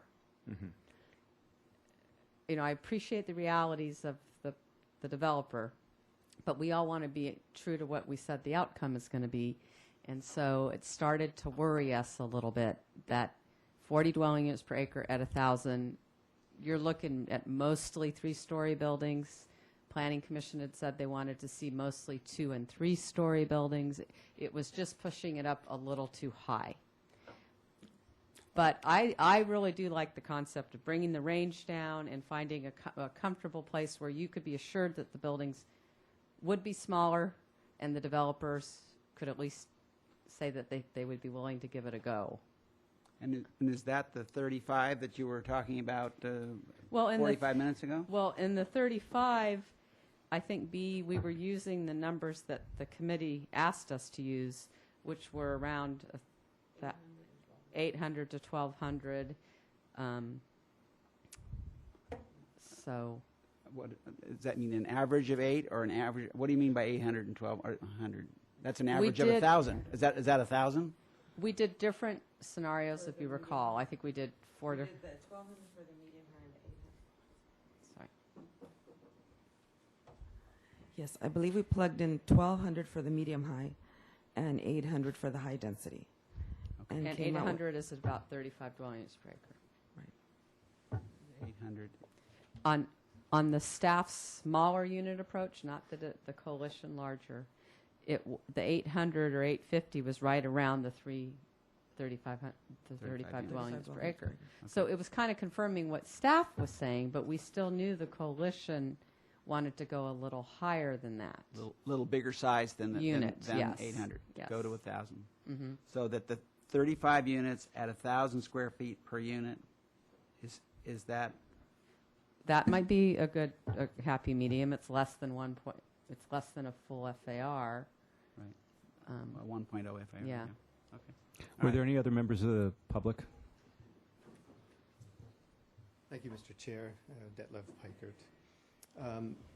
I just wanted to once again introduce this idea of a design charrette that would demonstrate some of these concepts, because what it seems to keep coming back to is that this whole struggle over what density is appropriate and what we want to experiment with, and the very idea that we want to experiment rather than establish this for the 20-year duration of the plan just speaks to the fact that there's concern about what does this look like, what is it going to mean, it's not really so much about the fact that people will certainly want to live in these dwelling units, et cetera. It's about what's the impact? Will it enhance Santa Barbara or detract from its character, et cetera?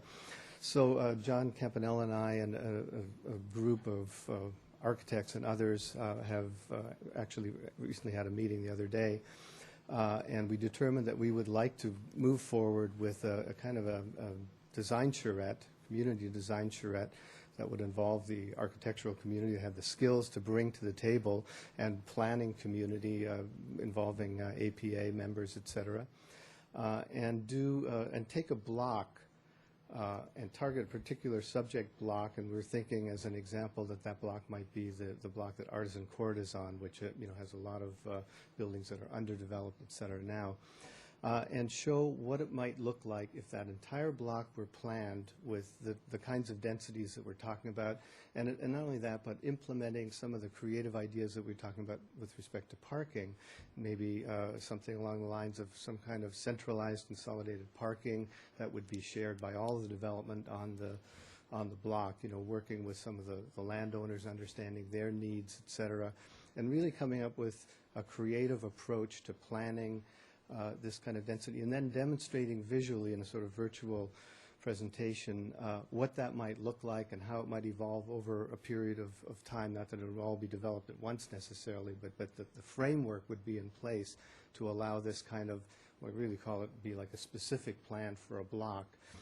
And so we want to go ahead with that, but it's going to take a little while to get it all organized. We're looking at probably maybe a month and a half or something before we could do it. And we would, of course, want to ask the council if some staff resources could be allocated. We're not asking for money. I think we can handle the whole thing without much cost, but some resources like transportation staff and maybe some of the other staff to provide us with maps or information that might help us put this all together.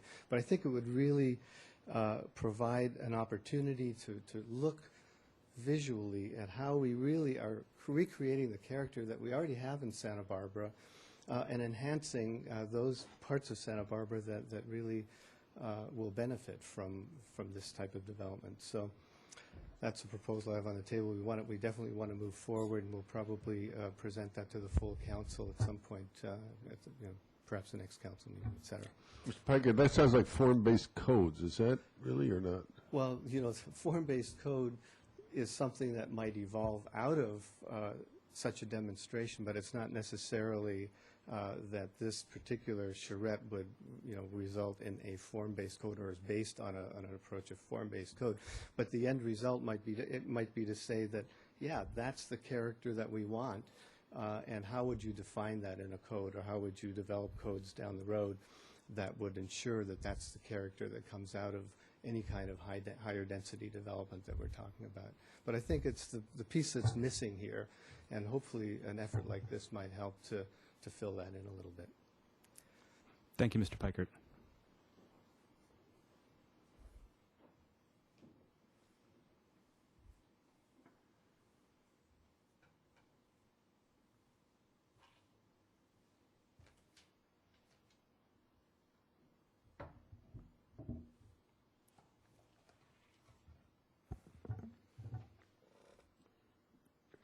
You all got this concept review for the apartment complex that is proposed for 1122 Indio Muerto Street. That's in the, I guess we'd read the Salinas district. That yellow district is where it is. It's R3. It's just up from the 101 on the Indio Muerto and Soledad, not a place where we generally go, or at least I generally go. And I would like to comment possibly on how this fits in. And what kind of density does 20 units on, it's about 0.9 of an acre with the 3 lots put together. And how does this fit into the concept here? And could, under the plans proposed by Mr. Francisco, would this fit in? All they're using is adding some units and decreasing the required parking, the current required parking, by using the state bonus density law. And I don't know, Betty, if this has come before you at all? Okay. So maybe Betty could comment, or I would like some comment on this, because this seems to fit into what we're trying to do. It's somebody actually wanting to do apartments, And it's, so please comment. Thank you, Mr. DeForest. Any other comments?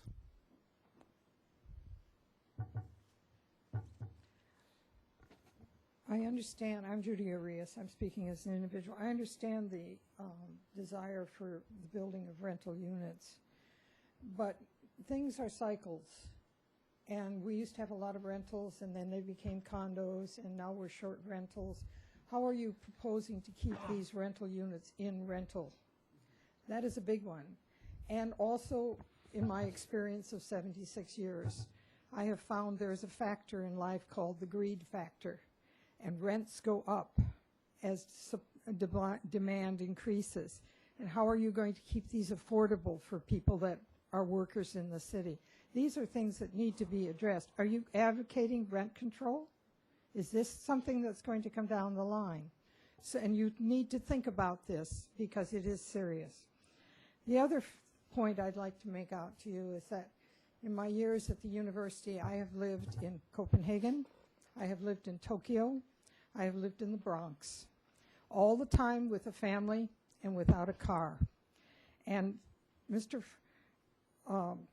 You are correct when you say that the number of units are tied to the cars. When you look at these areas and you ask yourself, where am I going to go if I live in one of these units to grocery shop? Where's the store? Am I going to be able to carry 40 pounds of groceries back to my house with my family? You cannot control the number of people in a unit. That's something else you have to take into consideration. And you also have to seriously take into consideration open space and parks for these people to recreate in, where these proposed high-density units are. People don't just stay in their units 24/7. They need to get out. And cars are a reality. They're not going to go away. So you need to look at the total picture of the living quality that these people will have when you increase the density. Thank you. Thank you. Ms. Weiss, did you care to comment on the apartment complex proposed development? Mm-hmm. Sure. Two comments. One, because Mr. Wiley and I have both said this a number of times, I think I can speak for this. If the City Council adopts a program with an overlay for rental projects, it will be explicit that use of that overlay is an agreement of rental, and it will not be eligible for condominium conversion. The city has a condominium conversion ordinance, which is also on the books, possibly to look at it someday. And there are allowances, even though state law tells you what to do to a fair amount. You still have an allowance to determine if a project is appropriate for conversion or not. And one that operates under an overlay incentive could be legal to say is not convertible. Sure. Because we all have that same concern as Ms. Arias, and it's been expressed a number of times. This particular project has only had one initial concept review with staff. There hasn't been extensive conversation. But our feeling was that this project really was kind of problematic under current standards, as well as not, we didn't see this really fitting even with where we think you all are going. Whenever a developer comes in and says they want to do state bonus density, we all kind of cringe because we really like the city's programs. We're so much more cooperative and helpful, and we felt we got more affordability and less I demand my incentive. I mean, the incentive that they're asking is to provide 37 parking spaces instead of 50. You know, it's just, it's problematic. The bonus density was 4 units, but actually only 3 would be affordable because under state bonus density law, another incentive is that you get market units. And to me, this gives me more reason to try to encourage you all to get the best cities programs together again that we can. Because when we have a better program to offer with the city, people don't opt as often for the state bonus density program. One thing about this project that is interesting is they were proposing 3 and 4 bedroom units, and people have said, well, you want to encourage 3 and 4 bedroom units. If someone was going to undertake a 3 or 4 bedroom unit type of project like this, we think they would not be using the average unit density. So this project is just probably too dense under current standards, and we think under proposed. But by how much massaging to make something work? And then this one just happens to have a unique constraint of Sycamore Creek. So I appreciate the concept and the question, but just so you know that this project I don't think is going to necessarily be a model for us. Okay, Yeah. thank you. Mhm. Appreciate that. Okay, so closing public comment.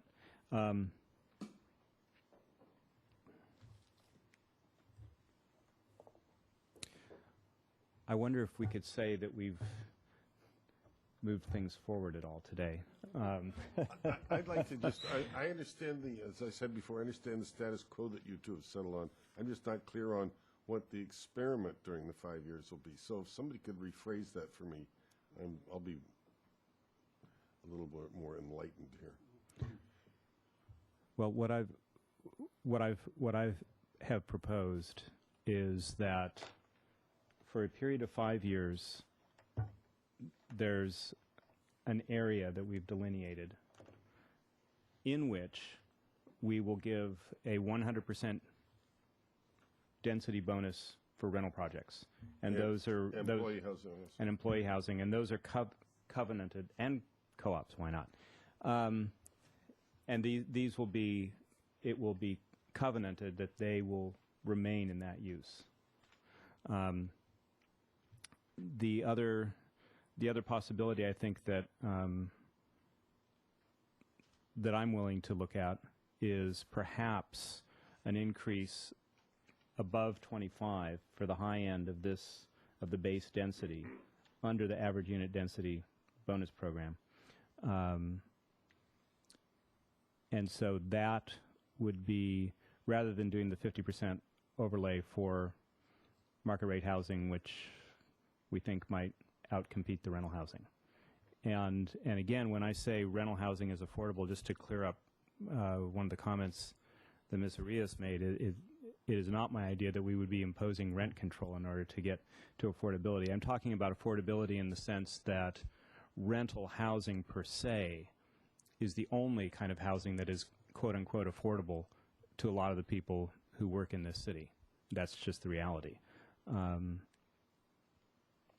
So, is that Okay, clear, and then Mr. we Hotchkiss? revert back to what we are today. And then we revert, as I understood Mr. White's objection to continuing the average unit criterion as the metric for bonus density. The idea would be at the end of this period of experimentation, whether by numbers, years, whichever came first, we would revert back. The 100% bonus for rental housing would go away. The higher end of density under average unit density size would go away. We'd go back to what it is today. And we'd go back to our delightful number of bedrooms rule. Does that sound right, Mr. White? It's, and I'm trying, what I would rather have, of course, is, and I appreciate it, I thought that Ms. Weiss laid out a package, it sounds like, and we do have, now we have a charrette on the horizon, which we should be mindful of. But I'm hearing 35 units to the acre, 1,000 square feet as something that could work. So I think I'd like to, that's a major drop from 45 units to the acre. So Or a major increase from 25. and it's a major increase. It is. Exactly. Exactly. And it's also, as we've talked about, any building over 45 feet would go to a supermajority. So that's a good control. And more to come with FARs. So I have my concerns about all of this going away in 5 years. I mean, it's taken us 5 years of work to get here. So to have it all go away in 5 years gives me pause. So I need to think about that some more, because that's not what I think the spirit of adaptive management has been about. It's to change direction, but not to start over, and that is concerning to me. I would prefer that we were able to get, and again, we've made good progress on the old medium high density areas. I think that we have a more land use layout that's more compatible with neighborhoods, and so we have the basis of very good progress here, and I wish that we could settle on something that had a little more legs to it. But I'm at least, and I appreciate that you're doing more than you're comfortable with in the terms of the 200 units. And does the 35 units and 1,000 square feet per unit work for you as a? I would have to think about that one, and also I'd like to see some visualizations. Yeah. But I think that, and if you wouldn't mind if I interject here, when I'm talking about 5 years, I want to make it clear that this idea of the experiment, you're right, it's not standard adaptive management plan. It's specifically designed to have some teeth in it so that I can convince people who are not happy with the idea of any increase in density whatsoever, and again, I believe that's the majority of people in this town, that this is an experiment and that it has a time limit on it. And that once that time has passed, then we can step back and evaluate it and say, is this really how we want to go forward? And if there are 5 people on city council at that point who say, hey, this is great, that can happen. There's no obstacle to that whatsoever. But again, given our experience with some of the developments that have alarmed people, I think we need to guarantee that there is a limit. And if these projects turn out to be fantastic, great. So it's not a 5-year planning horizon. We're still talking about a 20-year general plan update. But the 5-year thing is increased density working? Exactly. Is it the way we want to go?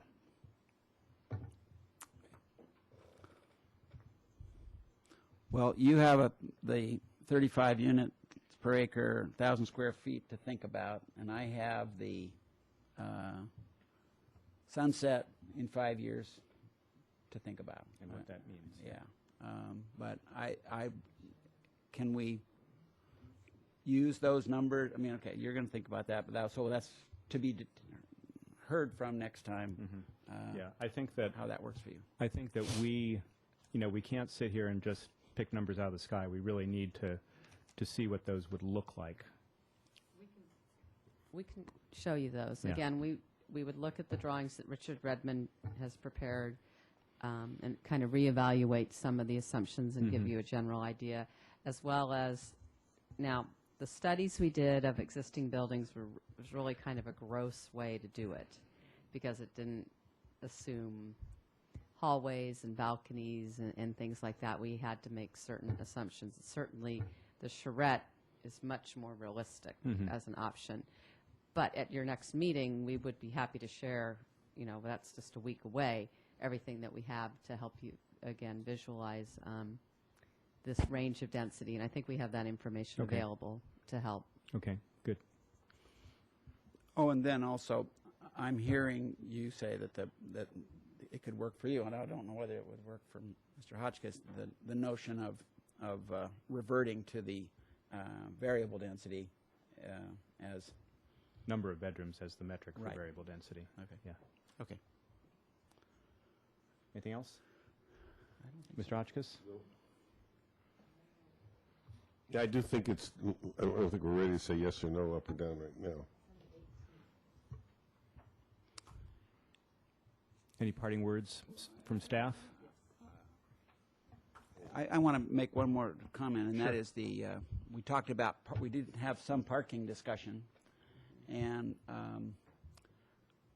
I would, and the point that I made was I don't want to go backwards from where we are now. That is to say, we have an area where there's one space per unit that's allowed, and there is a mixed-use regulation that allows one space per unit provided there is some shared parking.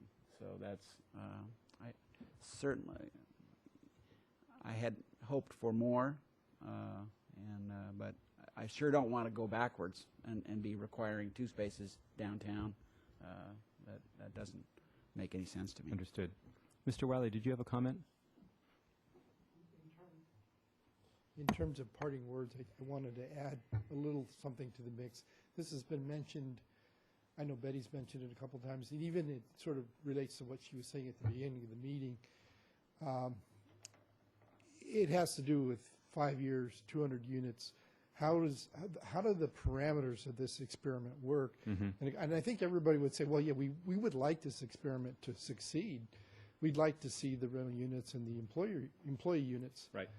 So, and I don't know that the answer is here today, but to think about how that would work, the parameters of the experiment, such that we really don't want to get in the applicant's way. We don't want to find ourselves saying, well, it didn't work because the way you structured it from the get-go made it self-defeating.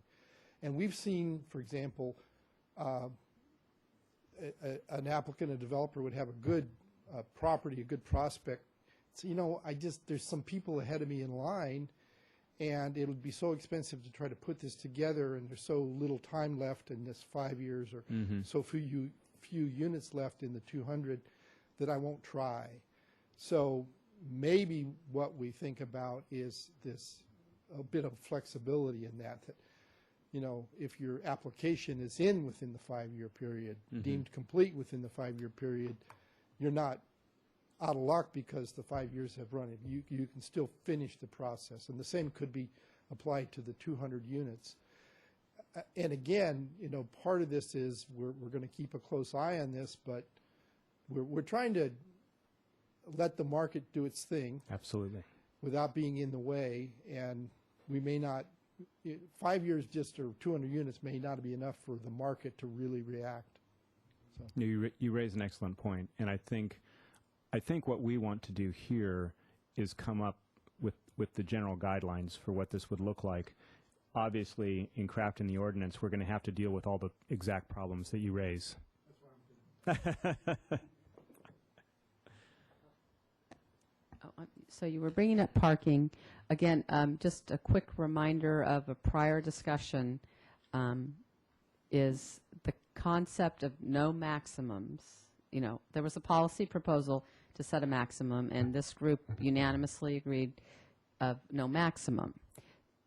Therefore, if the status quo remains that allows a developer to propose 1 or propose 2, perhaps Mr. Hotchkiss wants to weigh in on that. This current development standard, the lack of a maximum policy allows an applicant to propose 2 parking spaces. Nothing is precluding them from doing that. Okay, I'm listening. I'm hearing you. Yes, that's good. Okay, that's what I think Mr. White wanted to know, if you thought that was good. I don't know if that's great, but I think that's But good. it might be, yeah, generally acceptable. Because that's what we're trying to do, too, is keep track as the conversation's moving. And that was a continuation from prior discussion. And I know that Mr. White was looking for as much, as he described very clearly himself, you know, not losing status quo and even moving further. But I just wanted you to all understand what even preserving status quo, it sounds like perhaps Mr. Hotchkiss is generally accepting of the status quo. Is that correct? Yeah, I mean, as I understand it, yeah, it's real obvious what I'm saying about cars. People got them, we got a plan for them. Right, and so this code allows them to do so. Okay, so anyway, in wrapping up the meetings, usually we Okay. want to Let me do. Okay, I'm sorry. Now we're in on parking.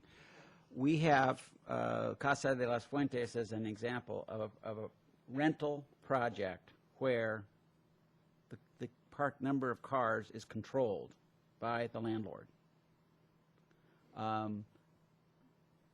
Might that not apply to the rental projects that we're talking about here as well? I think Casa de las Fuentes is sort of a special case. It is, but Yeah. the rental, every rental project that comes forward is going to be a special case. It's going Well, to that's be. a select audience, though, I think. Yeah, I think what I would be uncomfortable with imposing those kinds of limits. I mean, if we're really trying to make rental housing work, and the developer comes in and says, in order to make this project work, and because of the particular type of clientele that I'm going to be attracting, we can do with less parking. That's always open.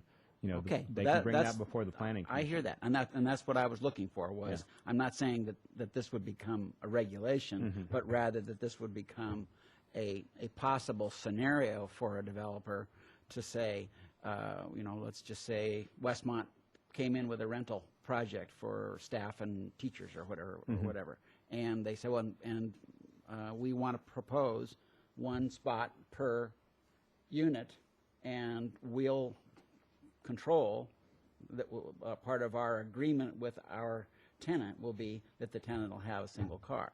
That's what's working at Casa de las Fuentes, and I submit that could be a possibility for one of these. That's sort of a case-by-case It is. situation. As long yeah. as it's a case Sure. by case, I think it's Yeah, that would absolutely. work. That is very much the case even as we speak. People do approach us on a case-by-case basis with such proposals. Yeah.